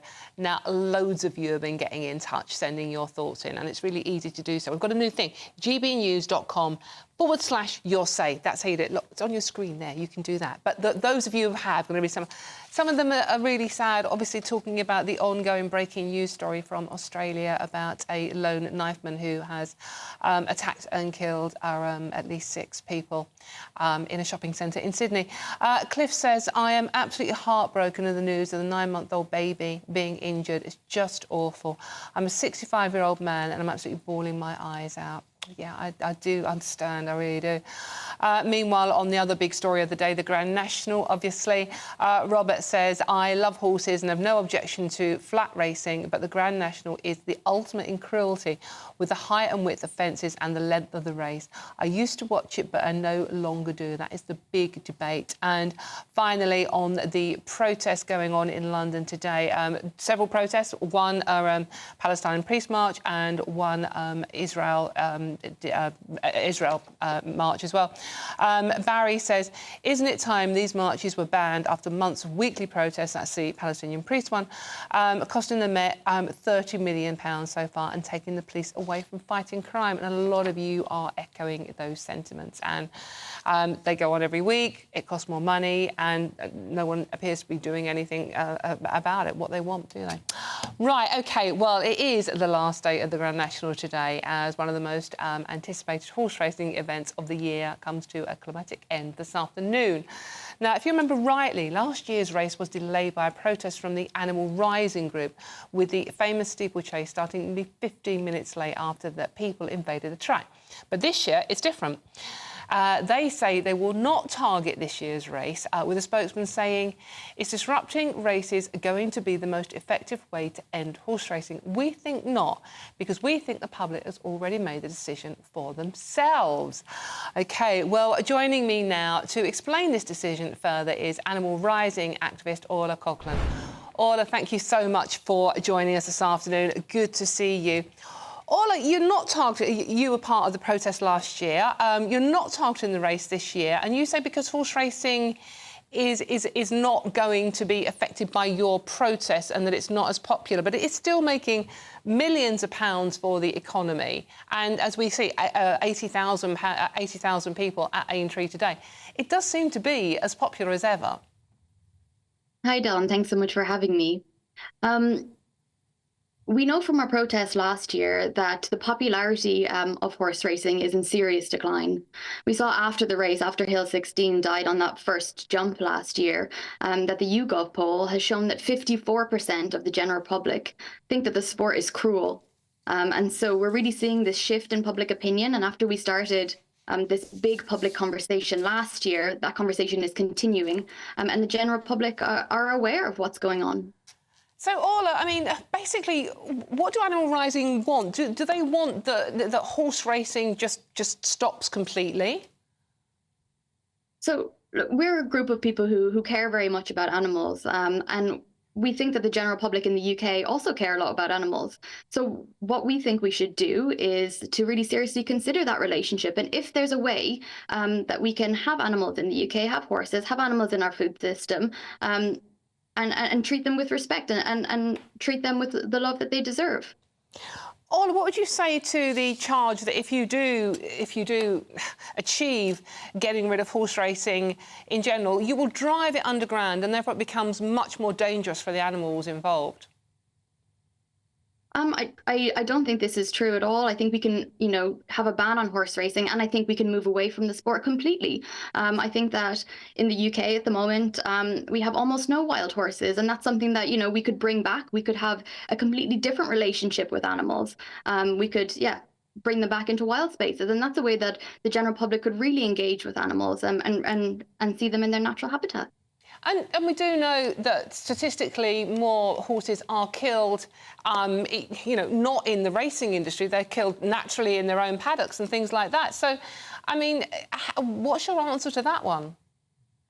I'm afraid that's not statistically accurate. I would hope that more horses die in their natural habitats than they do in that 30 seconds of a race. But we know that a horse is dying every other day on the British tracks. And we saw, tragically, 2 horses die yesterday.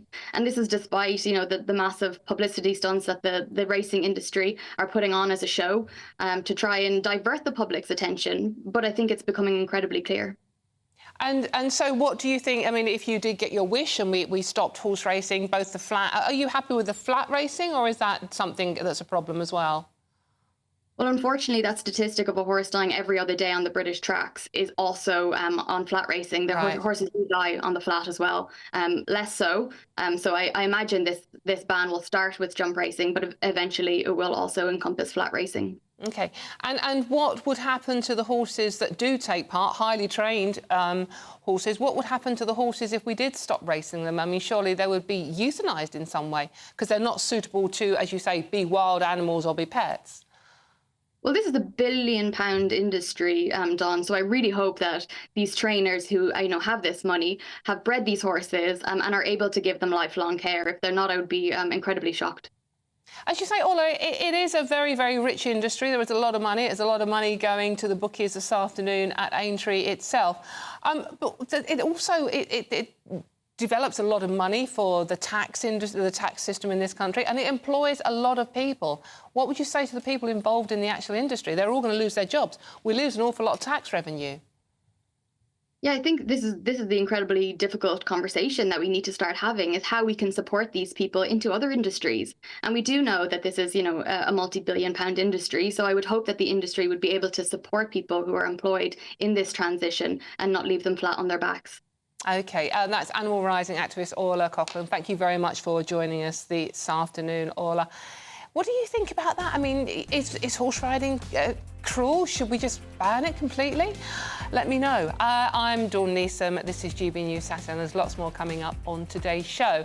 Now, showbiz. Amanda Holden unleashes a blistering attack on bitter Sharon Osbourne, and Louis Walsh after Simon Cowell dig. All of that and much more to come.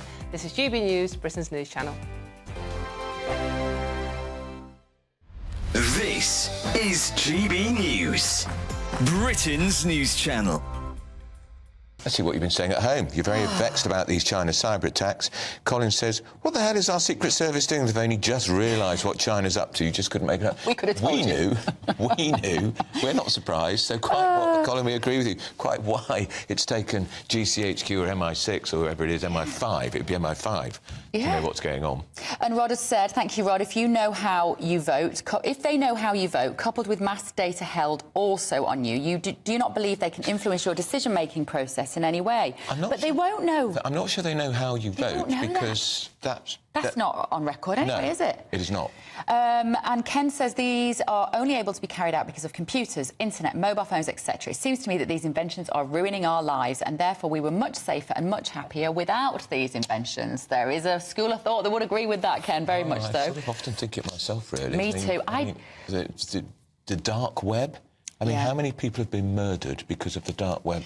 You do wonder as well. Brianna Jai. Yeah, you do wonder. I look at my kids' generation and I wonder whether they will grow up and have a complete rejection of all of this, and they will just say enough, because they will think we were all insane for having become so addicted to our phones. I wonder whether, as generation after generation do, they will reject it. Wayne, blame Western governments for the rise of China. People were saying this 10 years ago and every country ignored it. That is a really good point, Wayne, because we've taken Chinese investment investment. And obviously, our houses are full of items we bought from made in China. And if you remember as well, we had to get them out of the 5G. Huawei. We did. Get them out, literally extricate them Yeah, from that was us. at least one thing I think they did quite well. Yeah. And Jan says if they've seen the electoral roll, what else have they been looking at? That's the threat to our democracy. They never do things by halves. I'm much more worried about my own government looking at what I do online, to be fair. The point is, though, go back, we said before, the electoral roll is a public document which you can access if you go to your library. 2024, a battleground year. The year the nation decides. As the parties gear up their campaigns for the next general election. Who will be left standing when the British people make one of the biggest decisions of their lives? Who will rise? And who will fall? Let's find out together. For every moment, the highs, the lows, the twists and turns. We'll be with you for every step of this journey. In 2024, GB News is Britain's election channel. GB News is the home of free speech. We were created to champion it, and we deliver it day in, day out. Free speech allows us all to explore and debate openly the issues most important to us, our families, and of course, the British people. Having challenging conversations to enlighten each other. Which is why we hear all sides of the argument. We are the People's Channel. We will always stand by the freedom to express yourself. On TV, radio and online. This is GB News, Britain's news channel.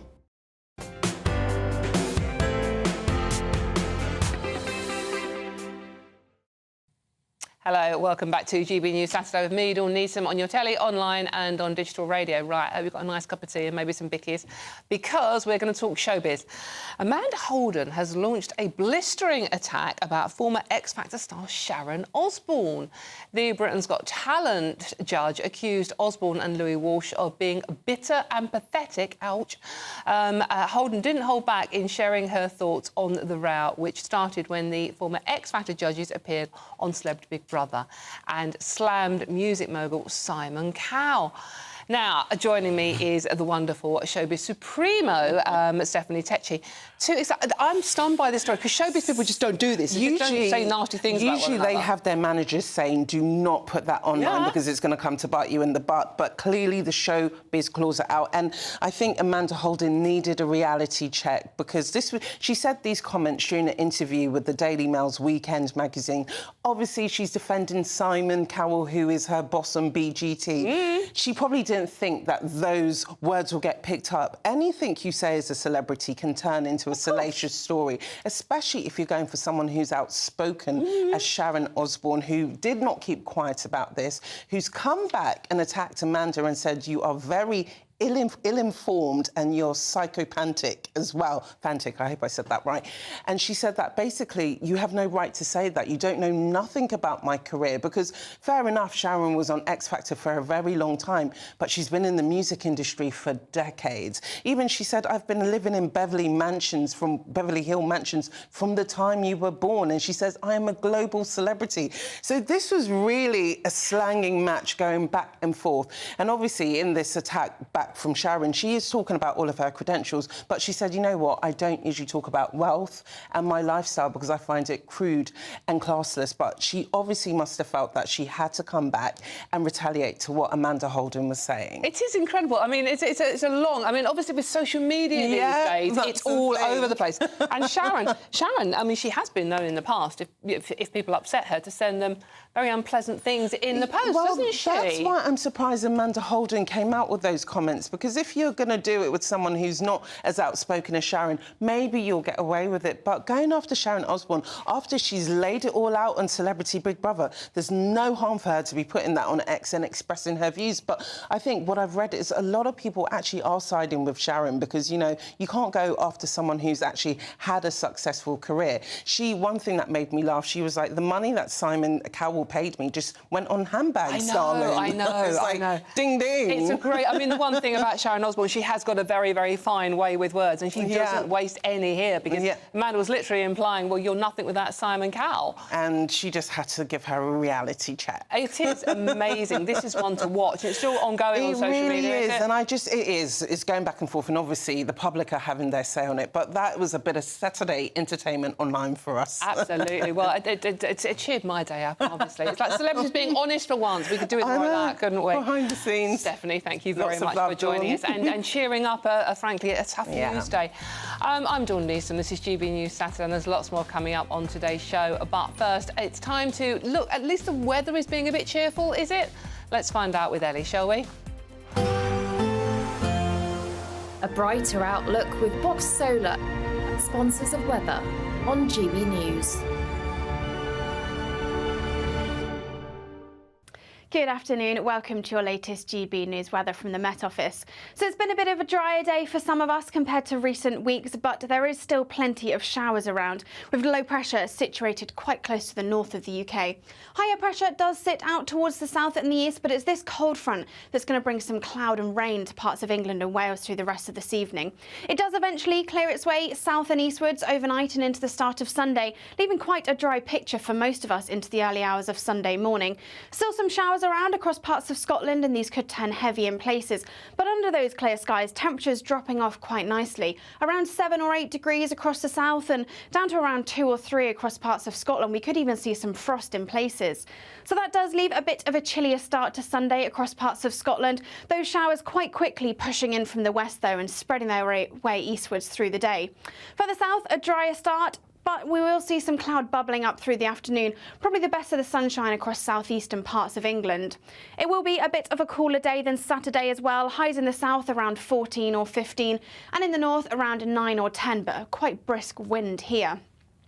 Through Monday, those showers become much more widespread across the UK, moving through relatively quickly on a brisk northwesterly wind, so it will feel a little cooler than over the weekend.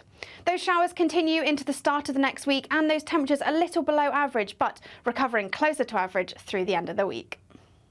That warm feeling inside from Boxed Boilers, sponsors of weather on GB News. Thank you very much, Ellie. Little teaser, wasn't it? It's actually going to be nice. Keep with it. There's lots more coming up on today's show. 6 people have been killed, as you've been hearing during the show, in a stabbing spree at a shopping centre near Bondi Beach in Sydney, Australia. Several others have been injured, including a 9-month-old baby that has undergone surgery this afternoon. We'll bring you the latest on that breaking story. All of that and much more to come. This is GB News, Britain's news channel.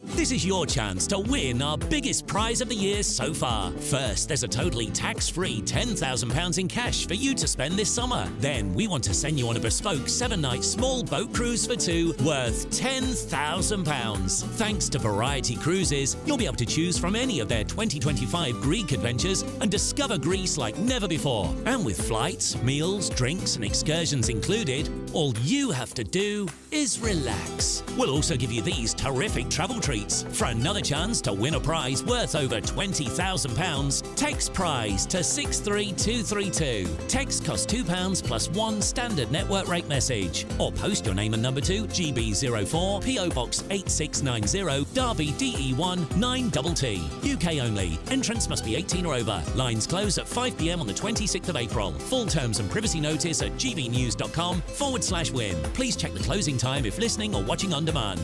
Good luck. Farage, Monday to Thursday from 7 p.m. Good evening. Well, I thought it was an absolutely knockout front page of a Sun that went online last night and was on display all over the country today. Union joke, and there is. Well, you can just about make out that it's the Union flag, better known perhaps as the Union Jack, but they've decided to add pink and all sorts of colours to it, and that is on sale for fans going to the Olympics in France this year to buy and to wear, which led to a great big panic. What on earth would be on the shirts, shorts and kit of the athletes? Well, a statement did come out mid-morning from the British Olympic Association, which said all Team GB athletes will wear the Union Jack as normal in Paris. However, Team GB kit itself is expected to include different shades of blue or red as in previous years. Well, I'm sorry, I don't really buy that. Now, we sent Adam Cherry out to Wembley today to ask some members of the public how they felt about this. This episode of Companies Fixing Things That Weren't Broken. We're going to be asking the people of London what they think of the changing colours of the Team GB Olympic logo. Take a look at this. the blue, the red and the white. It's perfect. I feel like, you know, it shouldn't be that controversial, but, you know, it's iconic. I feel like the colours are iconic. Everyone's known London for being, you know, red, white and blue. I feel like it doesn't really represent England like that. The colours of the colours are kind of random. I think it's very colourful. It's very pinkish and quite unicornish kind of thing, yeah. A bit too unicornish for Team GB. A little bit. Disgusting. Well, we're British. Their colours are not pink and purple and... like, you know, some patterns on there, it's all going crazy. That's not our flag. That don't represent me.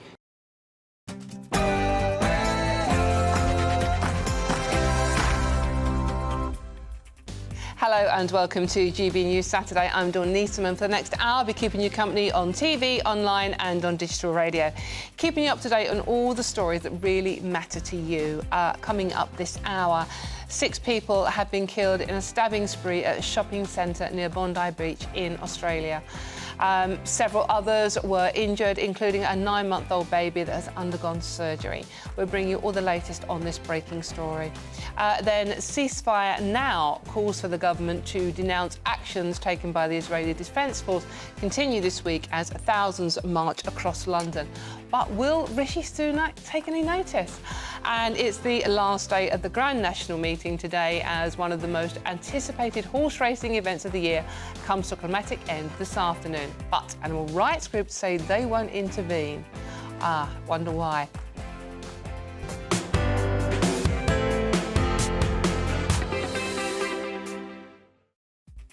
But this show is nothing without you and your views. It's your show. This is all about what you're thinking, what you're talking about.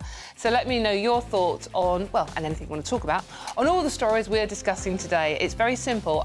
Just visit gbnews.com/yoursay and join the conversation. You can even talk to me directly if you really want. Or you can message me on our socials. We're at GB News. But first, let's get the news headlines with Sam Francis.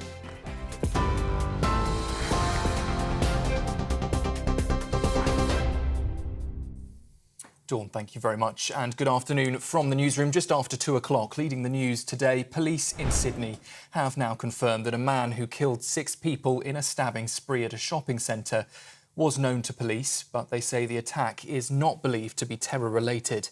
5 of the 6 victims killed were women, while 8 people, including a 9-month-old baby, have been taken to hospital with stab wounds. That attack ended when a lone female officer, now being called a hero, confronted the alleged attacker and shot him dead.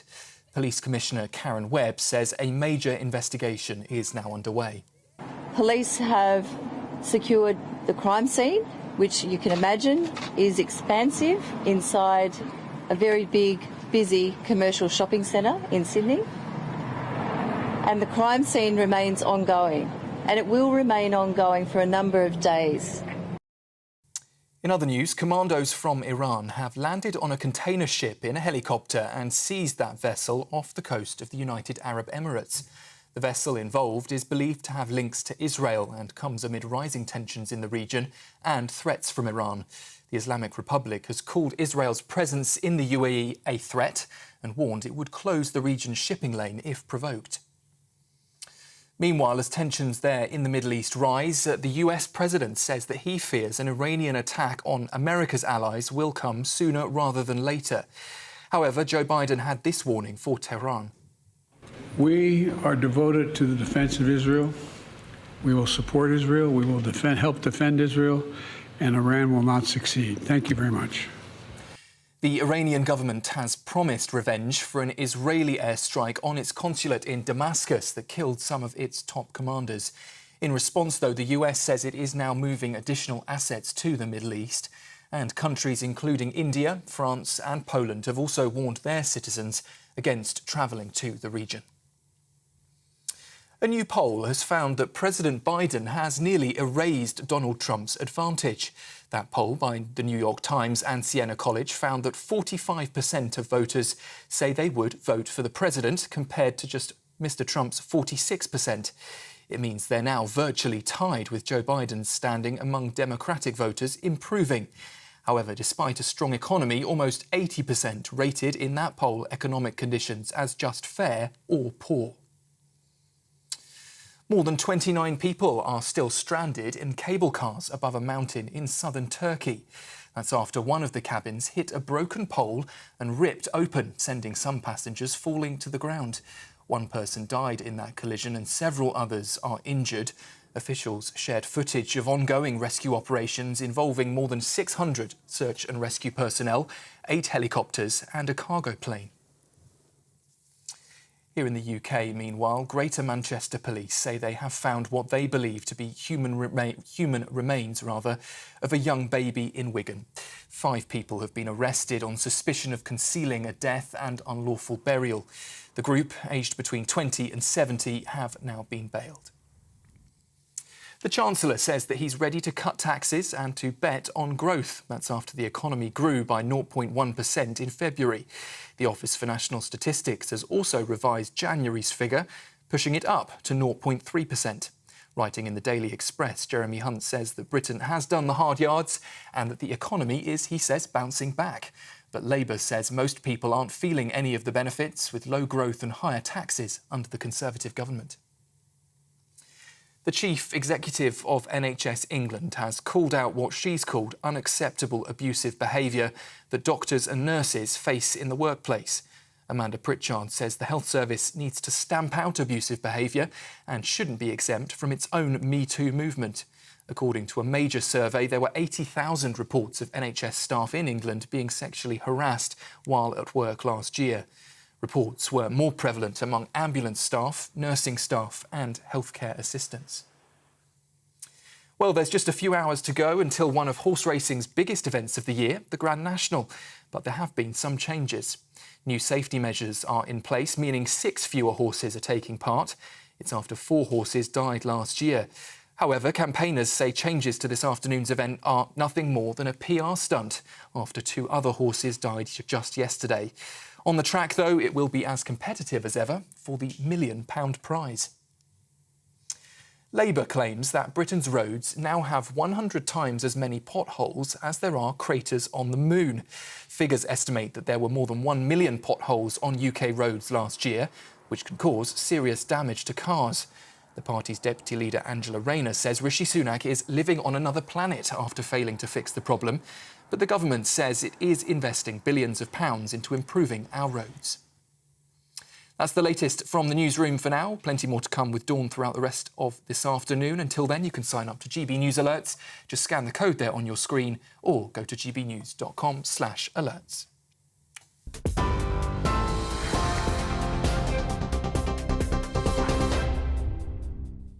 Thank you very much, Sam. Let's get straight into today's story, shall we? It's back to our main live-breaking story. 6 people have been killed in a knife attack at a shopping centre near Bondi Beach in Sydney, Australia. Several others have been injured, including a 9-month-old baby that has undergone surgery. The baby's mum reportedly died in hospital. Witnesses have described the terrifying scenes. I didn't see him properly. I was running. But it was insane. It was insanity. I wasn't expecting it. Some guy running around stabbing people seems pretty random, probably a terrorist attack. We saw all these people running towards us and then we heard a shot. Authorities say many more might have been killed had it not been for the actions of a lone police officer who confronted the attacker. The knife man was known to police, but the attack is not believed to be terror-related. It's a horrific story, and there's so much to try and understand about what's happened in Australia today. So joining me now is GB News Home and Security Editor Mark White. Mark, what further have we learned as the days progressed, or indeed the evenings progressed in Australia?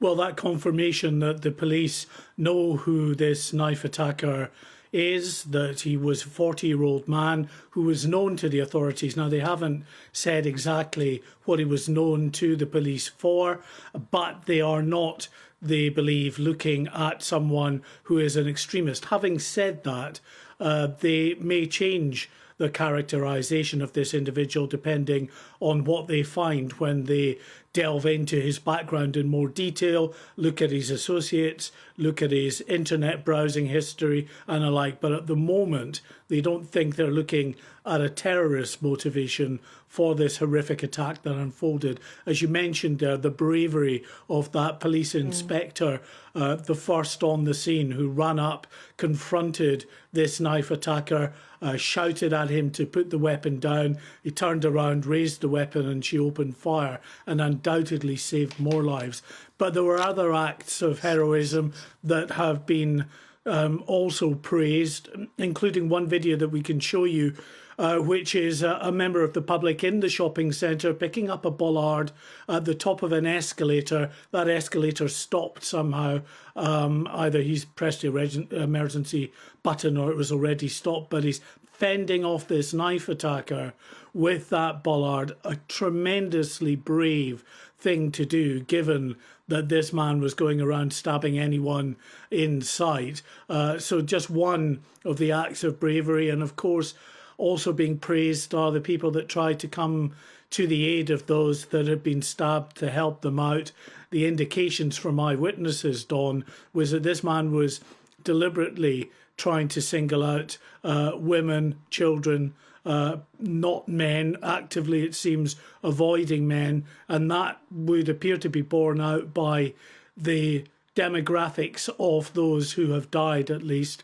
The police telling us that 5 of the 6 people who suffered fatal injuries were women. And as you said, Mark, he was known to police, which, I mean, is one of those phrases that we hear all too often now. We've seen it in the United Kingdom recently with a poor young mum who lost her own life while pushing a baby by an attacker who was known to police. I mean, we've got to start learning lessons from these sort of things.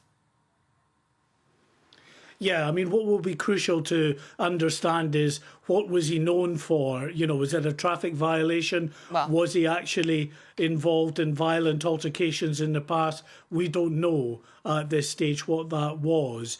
But if it turns out that actually this man should never have been on the streets in the first place, that somehow he had offended and was still out there or whatever, we just don't know. We're at the early stages of an incident, so we've got to expect that the police can't tell us everything right away. They're gathering their own information and trying to assess everything they know about the individual. But at least at this stage, they believe it's not a terrorist motivation. But that will probably do very little to reassure many people in Sydney and beyond who will look at the images that have been circulating and look at them with absolute horror and only feel absolute pity for that poor mother who her dying moments were spent just trying to hand off her baby to a passerby in the hope that that man would be able to save the baby. And we know that the baby has been taken to hospital, has undergone surgery, but no further update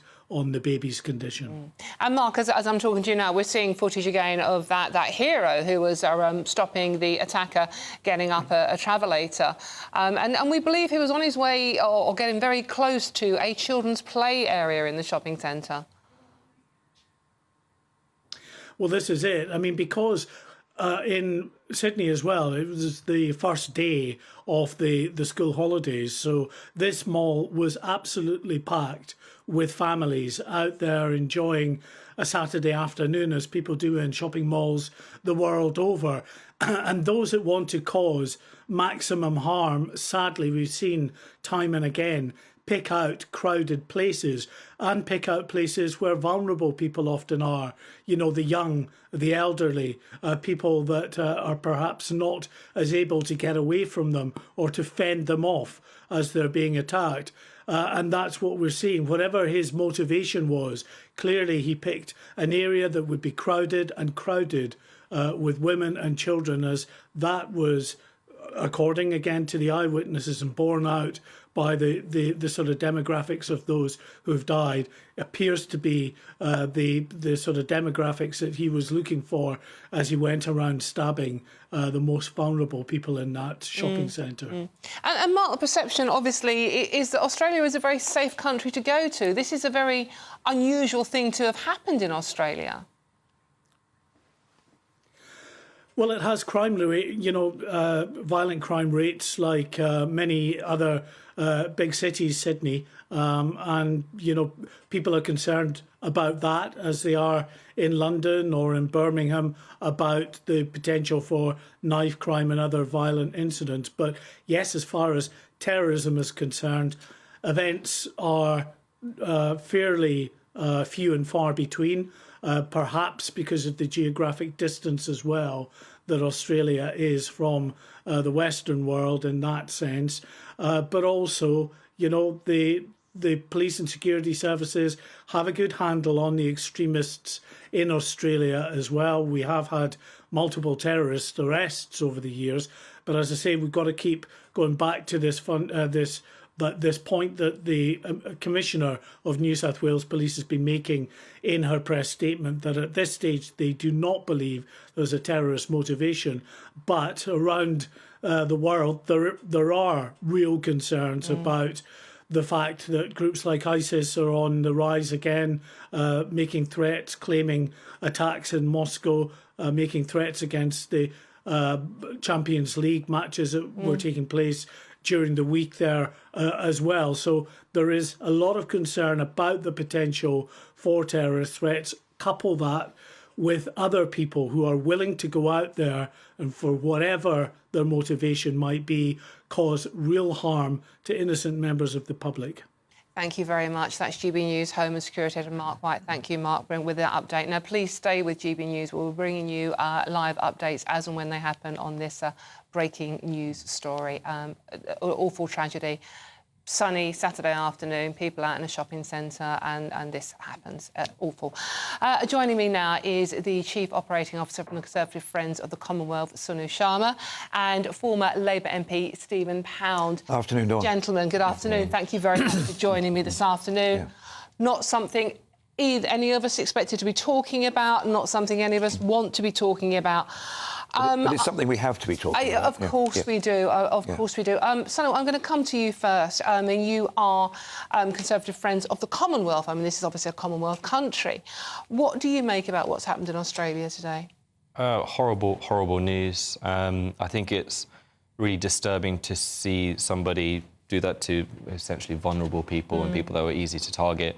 And I think it will start to reignite the debate in terms of Australia and their policies, whether it's with political asylums, their immigration policies, open border sort of system. I know it's a bit, it's more closed than ours, but although they're not saying it's a terrorist attack, we can clearly see from the images that the man isn't necessarily, there is some question about where this man's come from. I'm sure we'll get more information that comes out. But I think we do need to look at some of the incidents that have happened in the last 10 years in particular. The 4 previous major incidents have come from 3 individuals or groups of people that come from Islamic State countries. And I think we need to... What I think Mark mentioned there really well was about how well the police have done in stopping a lot of the attacks that we don't actually know about. So we know in 2017 they stopped an aeroplane being bombed. The police got right to the end, 6 men, all from, again, some from Beirut, Lebanon. There's been multiple incidences where the police have done a phenomenal job of stopping these sort of attacks. Unfortunately, today that's not happened, and I think it does open the debate up again in terms of how Australia. I mean, it's interesting you mentioned that, Sonu, because I mean we don't know what the motive is for this attack. I mean, the police say he is known to them, but they say there is no link to terrorism as far as we're at the moment. Obviously, all this is just literally happened today, so all this is going to come out. But you are echoing a lot of what people are saying and what our viewers are saying. Is like, we don't know. Certainly with the illegal immigration, we don't know this person's a migrant either. But but a lot of you are saying this. We don't know who is coming into this country, and Australia has a tougher ruling than we do. But we don't know who these people are. We don't know what their criminal records are. As I said, we don't know this person, migrant. I'm not blaming migrants at all, but a lot of you are saying that. The stats support this, right? So in Australia, if you look at the percentage of people in terms of committing crime, so look, you know, I don't, like you said, we don't know where this ethnicity is, but there is an example of in terms of proportion of the population compared to crime. So, you know, what the proportion of the population is versus crime, and anything under 1 is underrepresented. So the UK migrants in Australia is about 0.22, so that's really good. We don't commit crime when we're in there. India's 0.46, so we're under the 1. For Sudan, it's 6.71. So that is they're committing 6 times more than the crime than the average population does. It's the same. The next ones are coming towards Somalia, which is around 4. Then it's Samoa, who's up there. Then it's Iraq. Then it's Afghanistan. Again, these are, you know, people. The checks and balances, I think, which is what we're talking to and alluding to, is are they that great in Australia? And what makes me concerned when we've seen the threats about the Champions League and in terms of English clubs and what's going on in Europe, if this is happening in Australia, which has been pretty good in terms of the way it's dealt with this sort of stuff, I think is deeply concerning for us here in Europe, for sure.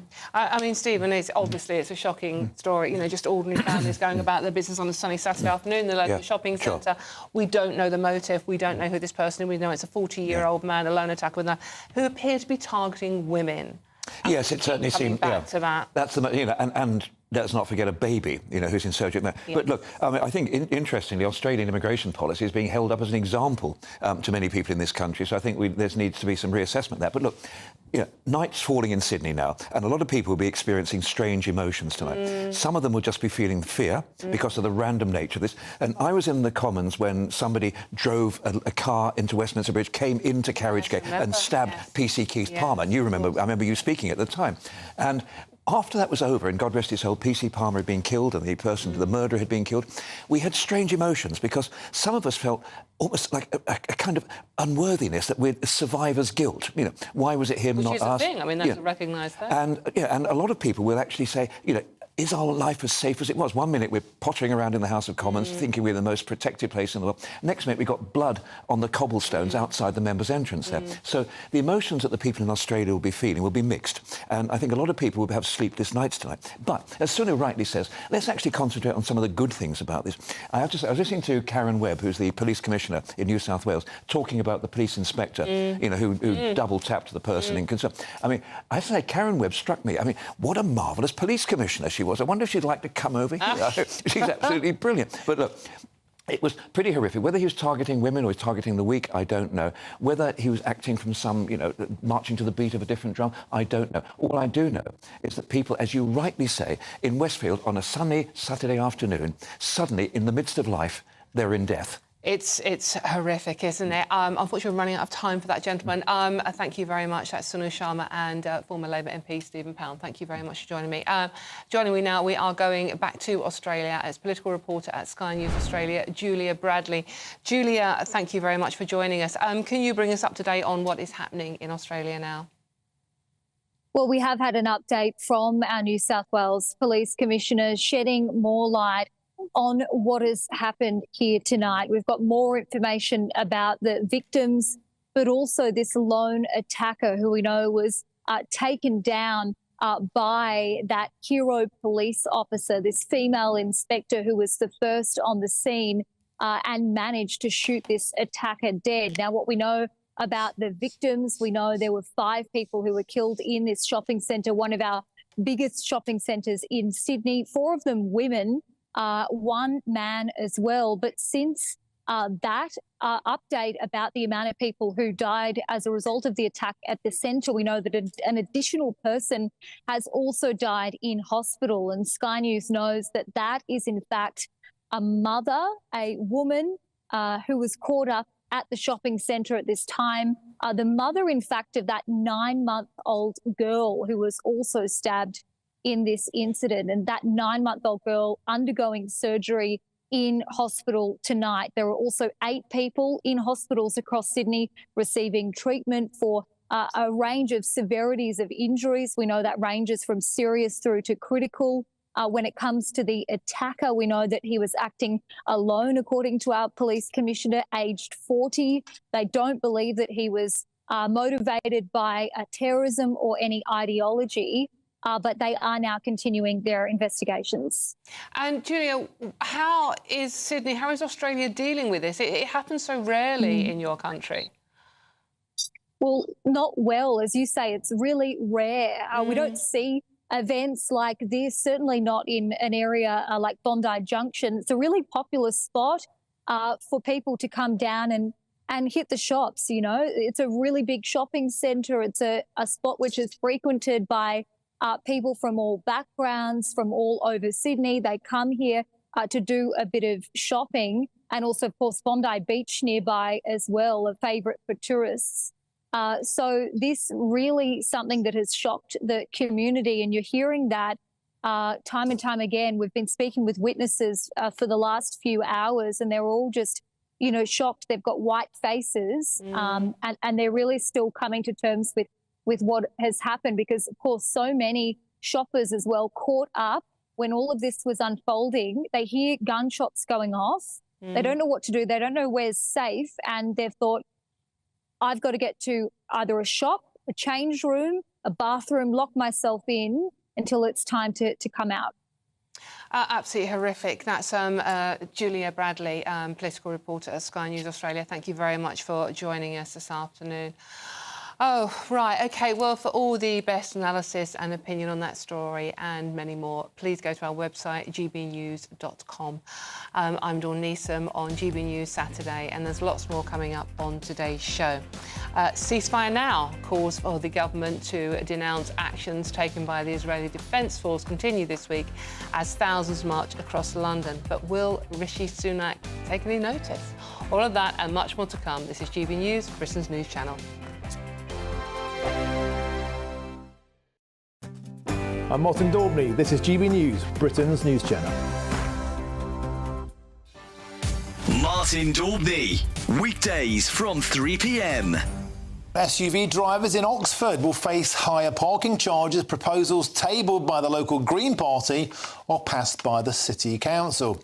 The motion argues that heavier cars like SUVs cause more damage to roads, are more likely to seriously injure or kill pedestrians, and cause more illnesses due to pollution. However, the Alliance of British Drivers has condemned the plan as absolutely outrageous. Well, let's get the thoughts now of the legendary motoring journalist, Quentin Wilson. Quentin, welcome to the show. Always a pleasure. We hear a lot about the war on motorists, this time targeting SUVs because of their weight, and the charges could be astronomical. This idea first started in Paris. Now it's coming to Oxford. Can you tell us a bit about how it would work?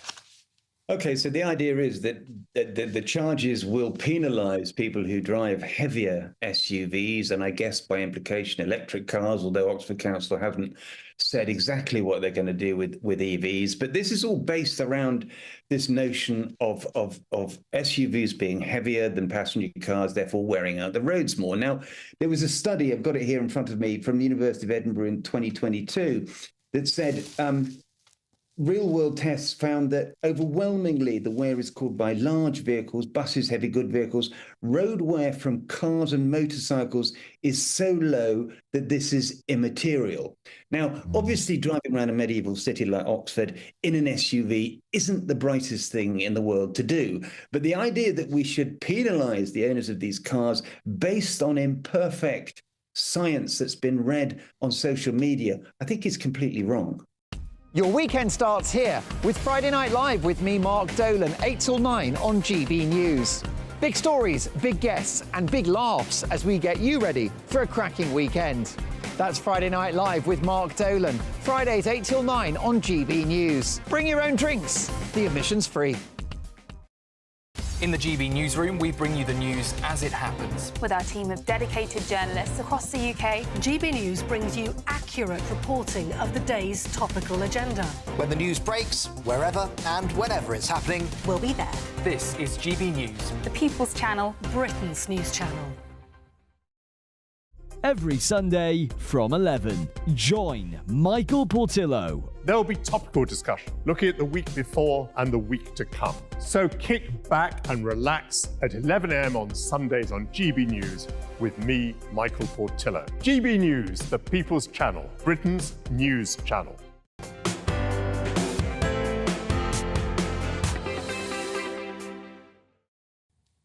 Welcome back to GB News Saturday with me, Dawn Neeson, on your telly, online and on digital radio.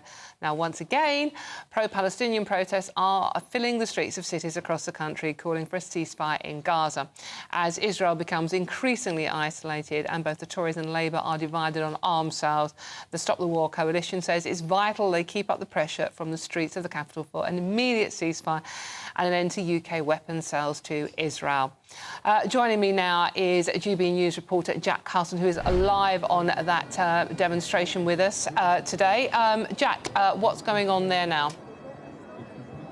Well, Dawn, we've reached Parliament Square, the end of this protest today. I mean, we've started out, of course, in Russell Square. We've marched along Embankment, and now we're here at Parliament Square, where the crowd here and the protesters that have gathered, and certainly not in terms of the size that we've seen in recent months in terms of the protest, but certainly still thousands of Palestinian protesters here, pro-Palestine protesters here, gathered in Parliament Square, listening to the speeches. You can probably just see the size of the crowd here with the flags as well that have been gathered. Now, so far from the Metropolitan Police, we've not heard of any arrests. Of course, we know in the 6 months of these protesters have been going on, there have been multiple arrests at these protests at times because of offensive placards, because of offensive chanting as well. And we know the police have also been issued, of course, with the new law about protesting laws. There has been a designated route as well as a designated zone where these protesters aren't allowed to go, and the police would have the power in those incidents, if they did find individuals on those routes, to be able to arrest them. We have had clashes with a counter-protest, a pro-Israel protest as well, as part of the march today. When we got to Aldwych, there was chants between the pro-Israel protesters and the pro-Palestine protesters, both kind of shouting shame on you at each other. But of course, the Palestinian protest today is mainly in terms of arming Israel. They want the government to cease their relations with Israel in terms of the arms and selling arms, because of course it really struck up after the humanitarian aid workers were killed just a couple of weeks ago. I mean, Sadiq Khan has been one of the most vocal politicians in the UK, saying that we should immediately suspend those sale of arms. On the Conservative Party and Rishi Sunak's own backbenchers, particularly Paul Bristow as well, speaking in the House of Commons recently about that issue. And in Scotland, Humza Yousaf saying that the government should rethink its position on those arms sales. There's certainly a lot of pressure on the government, and Rishi Sunak, no decision on that, of course, yet. But here in Parliament Square, the protesters have gathered to listen to those speeches. Once again, another march here in London, more than 6 months on, of course, since those attacks on October the 7th. These protesters still continue. The energy still seems to be here from the people marching, but no real favour for any political party in particular. We've had, of course, banners and placards here accusing Rishi Sunak as well as Keir Starmer of being, of course, pro-Israel and taking that stance. One banner particularly read, "Dump Starmer to save Palestine." So that's really the position here. But thousands of people once again here in central London today. Thank you very much. That's our GB News reporter Jack Carson there, live on the pro-Palestinian marches, which are continuing. Jack will stay with that and bring us up to date as it goes on. Now, I'm Dawn Neeson. This is GB News Saturday, and there's lots more coming up on today's show. But first, let's get the news headlines with Sam Francis.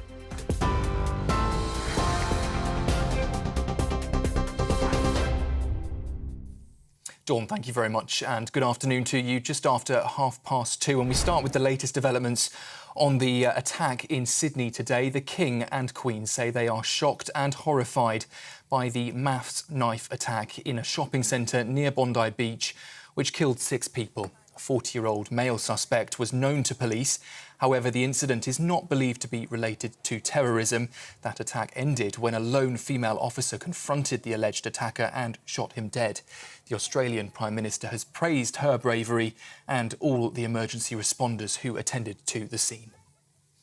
In other news, commandos from Iran have landed on a container ship in a helicopter and seized the vessel just off the coast of the United Arab Emirates. The vessel involved is believed to have links to Israel and comes amid rising tensions in the region and threats from Iran. The Islamic Republic has called Israel's presence in the UAE a threat and warned it would close the region's shipping lane if provoked. A new poll has found that President Biden has nearly erased Donald Trump's advantage. The poll by the New York Times and Siena College found that 45% say they'd vote for the president, compared to Mr. Trump's 46%. It means they're now virtually tied, with Joe Biden's standing among Democratic voters improving. However, despite a strong economy, almost 80% rated economic conditions as just fair or poor. And there's just a few hours to go until one of horse racing's biggest events of the year, the Grand National. But there have been some changes, with new safety measures in place, meaning 6 fewer horses are taking part. It's after 4 horses died last year. However, campaigners say that changes to this afternoon's events are nothing more than a PR stunt, after 2 more horses died just yesterday. On the track, though, it will be as competitive as ever for the £1 million prize. That's the latest from the newsroom for now. More in half an hour. Until then, you can sign up to GB News Alerts. Just scan the code on your screen or go to gbnews.com/alerts. Now, though, it's back to Dawn.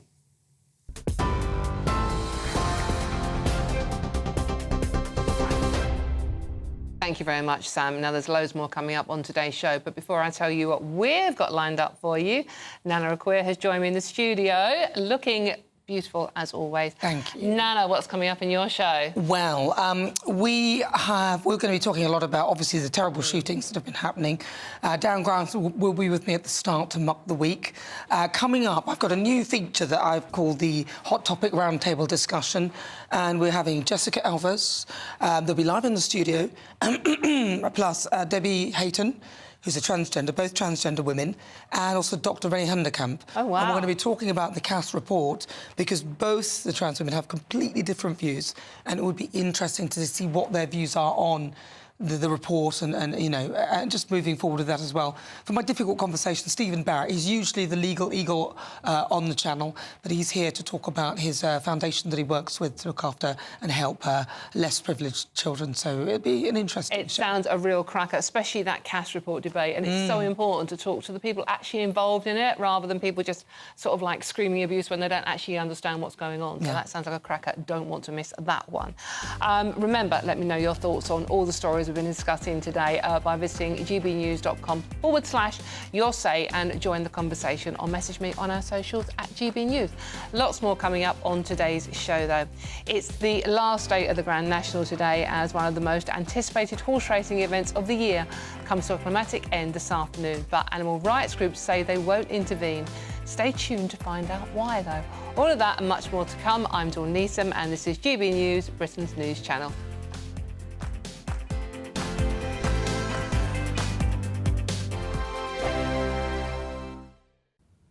Good morning. Welcome to your latest GB News weather from the Met Office. It's a bit of a drier start to the weekend for some of us, and a warm start too. However, low pressure still remains close by up to the north of the UK, but high pressure down towards the south and the west is bringing something a little more settled this weekend for southern areas. So in the south, there will be plenty of sunshine today. A cold frontal system does slowly push its way south and eastward, so a bit more rain and drizzle across parts of Wales and northern parts of England. But it's across Scotland and Northern Ireland that will see the worst of the weather today. Plenty of showers around here, and some of those showers perhaps turning quite heavy and wintry across the high ground. Further south in that sunshine, though, another warm day, highs of 20, 21, maybe even 22 degrees.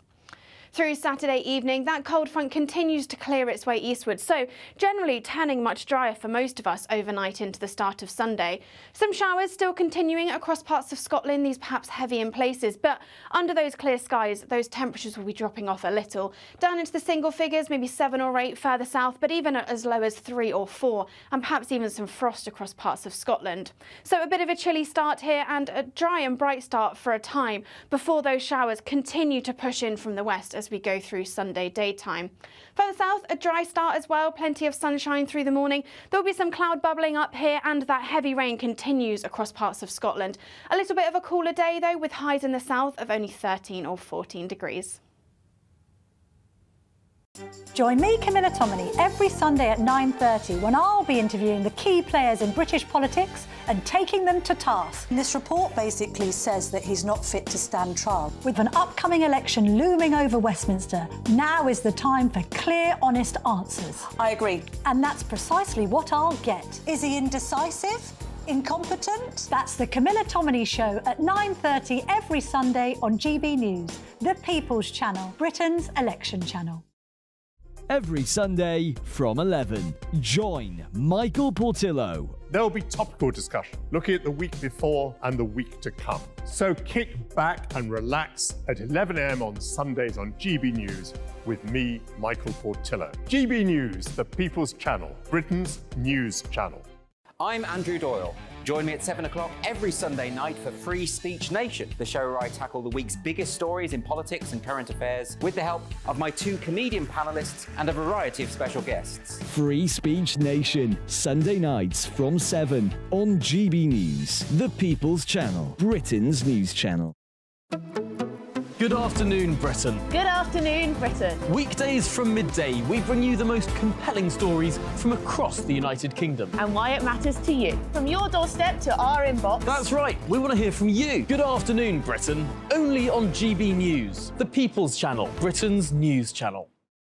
2024, a battleground year. The year the nation decides. As the parties gear up their campaigns for the next general election. Who will be left standing when the British people make one of the biggest decisions of their lives? Who will rise? And who will fall? Let's find out together. For every moment, the highs, the lows, the twists and turns. We'll be with you for every step of this journey. In 2024, GB News is Britain's election channel.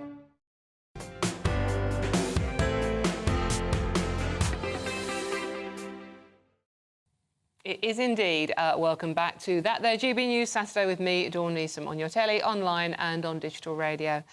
Now, it's the Grand National today, just in case you've missed it, or you got your bets on. One of the most anticipated horse racing events of the year comes to a climatic end this afternoon.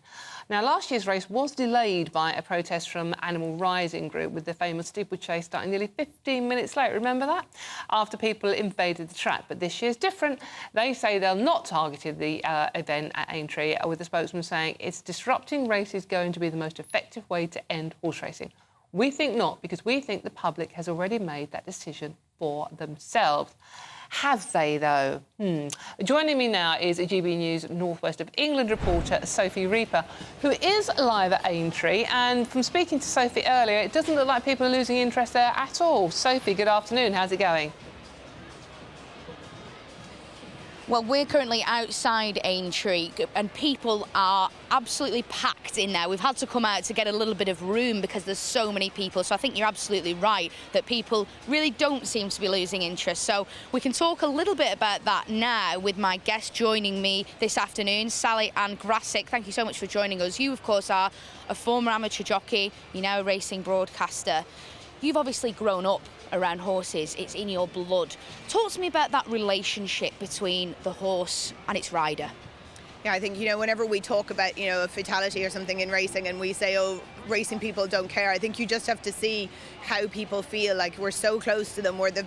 They're the first thing we see in the morning. They're the last thing we see at night. And everything that goes through a person's body when they're on the back of a horse, that horse feels that through, that connection. And it's mind-blowing. When one of the things I was saying to you earlier was I went down, there was a parade of champions here beforehand, and they had some of the famous horses like Tiger Roll and Mon Mome and that famous winners of the Grand National parading.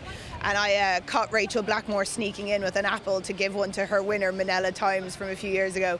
Sneaking in, no press around, nobody there to see it. It wasn't a stunt. It was just her wanting to go and have a moment with the horse that gave her one of the best moments of her career. Clearly, certainly when I speak to jockeys, they have this real passion when they talk about their horse and horse riding as a sport. It's come in for a lot of controversy since its inception, really, but in recent years in particular. We've just heard Dawn talking there about last year, the protests. I know that's something we've spoken about. Do you want to elaborate on the protests and what that actually meant for the sport? Yeah, so last year I was part of a group that founded Stand Up for Racing around those protests, and we did have somebody on GB News, one of our representatives, Kevin Blake, took part in a debate, and we felt really strongly, we felt that we were underrepresented in the industry, and we wanted to put spokespeople out there that we were proud of, that would have the right statistics, and that we'd all be singing from the same hymn sheet. So through that we created Stand Up for Racing, and now the British Horse Racing Authority and Great British Racing came on board and worked with us, and we've now created this central resource called horsepower.co.uk, where anyone can go on and find out any of the statistics. We are completely open and transparent about it, and we feel so passionate about this sport that we want to protect the legacy for the future. So we're willing to make those changes, we're willing to work together in order to protect that, and horsepower is a huge part of that other people can go on and arm themselves with the statistics to defend the sport when it's attacked. Of course, that protest last year by Animal Rising, they argue that this sport is incredibly dangerous to the horses and that they would see it scrapped altogether. But for you, as someone who, as I mentioned, has spent their whole life around horses, I'm sure you would disagree with that. You know, we're never going to win over the antis. We're never going to win over the likes of Animal Rising. They want to see all animals set loose. They don't want you even to have a pet dog or a cat. They want to rewild the agricultural land and set loose all the racehorses and basically make the thoroughbred as a breed extinct. So we can't win them over. You know, they're only going to argue their point and I'll argue mine, but there is no life without risk. Everything we do in life is risk. I have seen horses injure themselves fatally in a stable, in a field, on a road being ridden. Unfortunately, it's just part of life that we have risk.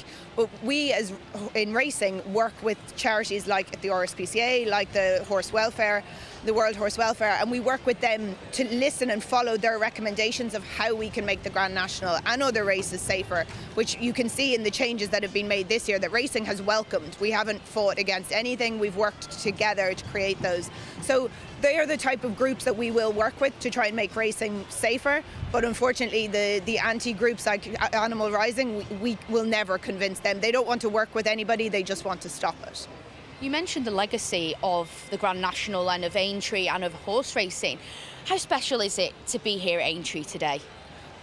Aintree is amazing. It's one of my favourite meetings. Everyone talks about Cheltenham, but I can tell you the fun is here at Aintree. The party, any jockey or trainer wants to be here for the parties in the evenings because the Liverpool people are amazing. It's a completely different atmosphere here. I just love it. And I remember being a child and picking out my first Grand National winner, age 6, because it was number 6. I'm not going to tell you what year or what the horse's name was. You'll be able to age me then.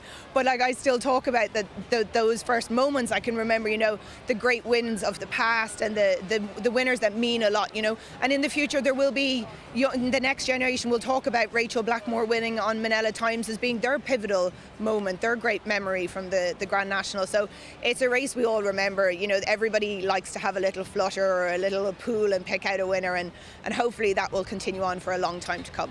Well, you mentioned a little flutter then. For our viewers at home, is there anyone in the Grand National this year that you are particularly backing that our viewers could perhaps have a little flutter on? Well, the Grand National is renowned for throwing up stories, and we've so many good stories this year. We've Kitty's Light, you know, Christian Williams and his family have had a terrible time. The trainer, his daughter, has been very sick with cancer, and they've been followed. It's a really lovely story if they could get a winner. There's also Cork Rambler, who won last year. Lucinda Russell is so passionate about her horses, and I'd love to see him do it again. It always throws up a story. It's such an amazing race for picking one. But one of the horses that I really like, I was there at the Midlands National when he ran well, is Mr. Incredible. The only thing is he's quite quirky, and the standing start that they've introduced so that the horses are going slower by the time they get to the first fence to result it, that might not suit him. He might just plant himself at the start and refuse to move. Well, there we are. There's a few options for our viewers then. Thank you so much for your time, Sally Ann. Well, we're just a few hours now away from that Grand National, so if you are wanting to have a little flutter on it this year, make sure you get that in soon. But we'll be heading back in shortly, so go and enjoy the festivities. Brilliant. Have a wonderful time there. Thank you very much, Sophie Reaper, live at Aintree, looking resplendent. And also thank you to Sally Ann Grassick there. Interesting comments about horse racing and how cruel it is, and some interesting tips if you are fancy having a flutter this afternoon. Right, OK, I'm Dawn Newsroom on GB News Saturday, and there's lots more coming up on today's show. Now, stay tuned to find out more about the female urinal taking the UK by storm. All of that and much more to come. This is GB News, Britain's news channel.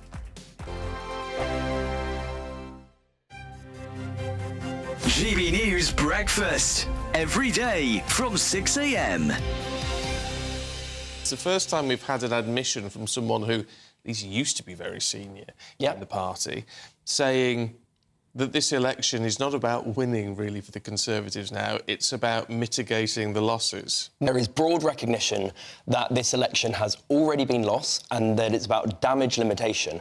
And it is really important because it's the difference between whether, if Labour win a slim majority, then the fight is on for the next election. I know it seems silly to look 5 years ahead, but it does make a difference, versus basically accepting that we have 10 years of Labour government ahead. Having an acknowledgement that the Tories are going to lose and lose badly, disastrously maybe, having that acknowledgement coming from somebody so senior is very demoralising for everybody else in the party, but also doesn't it make it then look rather immoral for them to just drag on right through to maybe November? Personally, I think Rishi Sunak should name the date now. I think he should name it for October or November. In terms of reform, if they're only 4 points behind the Conservatives in the latest poll, do we need to stop the narrative, which we have been using legitimately, saying, well, they're doing all right in the polls, but they won't win any seats?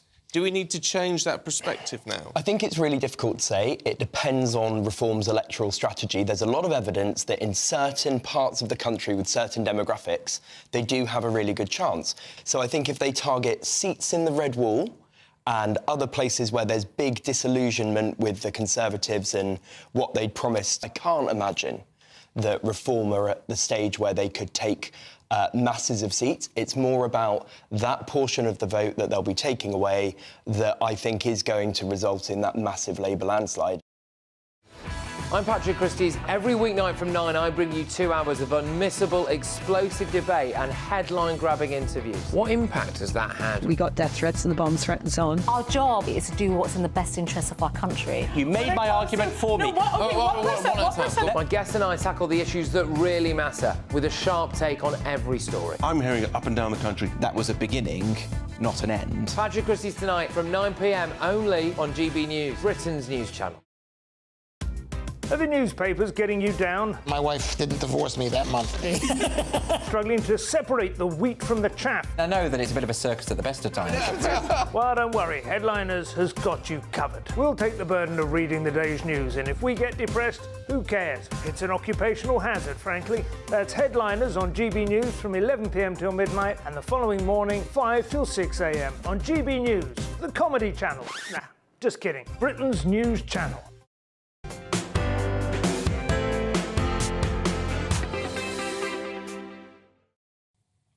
Welcome back to GB News Saturday with me, Dawn Neeson, on your telly, online and on digital radio. Now, I hope you've had a nice cup of tea and maybe gone to the toilet. With the weather getting warmer, it won't be long before we're in festival season. Beer tents, music and huge queues for the toilet. It's an age-old problem for, women, who invariably find they spend more time queuing for the loo than they ever do at the event itself. Enter 2 women from Bristol who have invented what they say is a revolution in female toilets. Our South West England reporter, Jeff Moody, has more. Here's one. It's all right for us blokes. We can be in and out of the loos in a matter of seconds, but not so for women.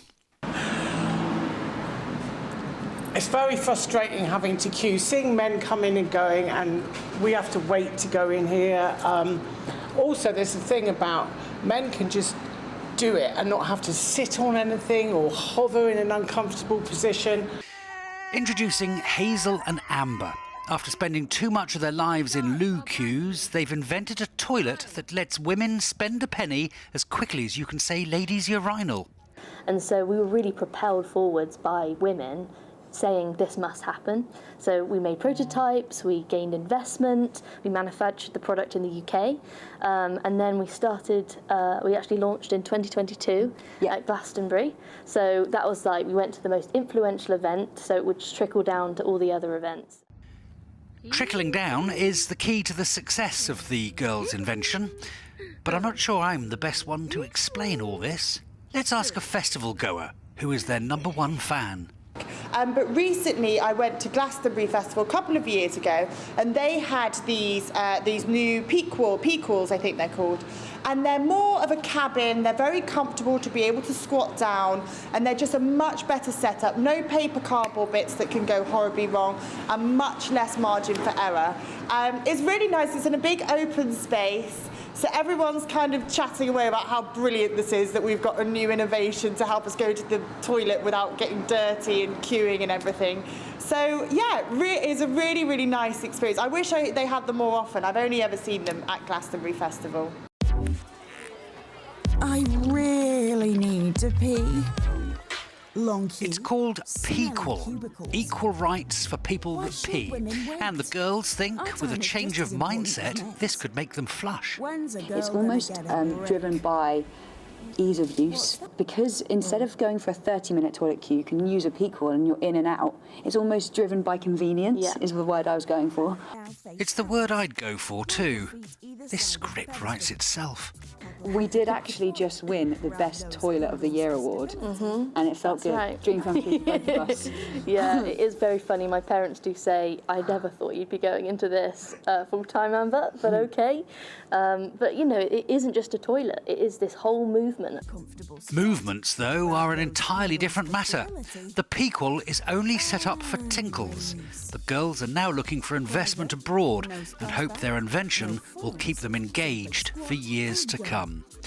Jeff Moody, talking toilets for GB News. Thank you. That's Jeff Moody hanging around ladies' toilets with a camera. All in the name of work. I'm Dawn Newsroom. This is GB News Saturday. Thank you so much for joining me. Really appreciate your time. I'm back tomorrow serving a tasty lunch, but don't go anywhere because there's plenty more coming up on GB News Today. In just a moment, it's Fiery Debate with Nana and Queer, and at 6 o'clock, it's the Saturday 5. But first, it's that all-important look at the weather with Ellie. See you soon.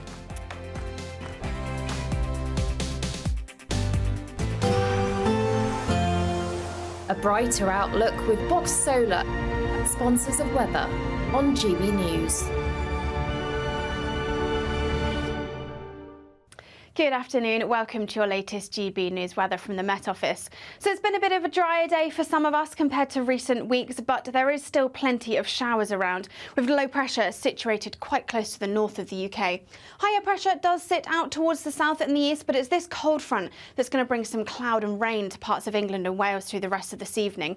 It does eventually clear its way south and eastwards overnight and into the start of Sunday, leaving quite a dry picture for most of us into the early hours of Sunday morning. Still some showers around across parts of Scotland, and these could turn heavy in places. But under those clear skies, temperatures dropping off quite nicely. Around 7 or 8 degrees across the south and down to around 2 or 3 across parts of Scotland. We could even see some frost in places. So that does leave a bit of a chillier start to Sunday across parts of Scotland. Those showers quite quickly pushing in from the west, though, and spreading their way eastwards through the day. Further south, a drier start, but we will see some cloud bubbling up through the afternoon, probably the best of the sunshine across southeastern parts of England. It will be a bit of a cooler day than Saturday as well, highs in the south around 14 or 15, and in the north around 9 or 10, but a quite brisk wind here. Through Monday, those showers become much more widespread across the UK, moving through relatively quickly on a brisk northwesterly wind, so it will feel a little cooler than over the weekend. Those showers continue into the start of the next week, and those temperatures a little below average, but recovering closer to average through the end of the week. That warm feeling inside from Boxed Boilers.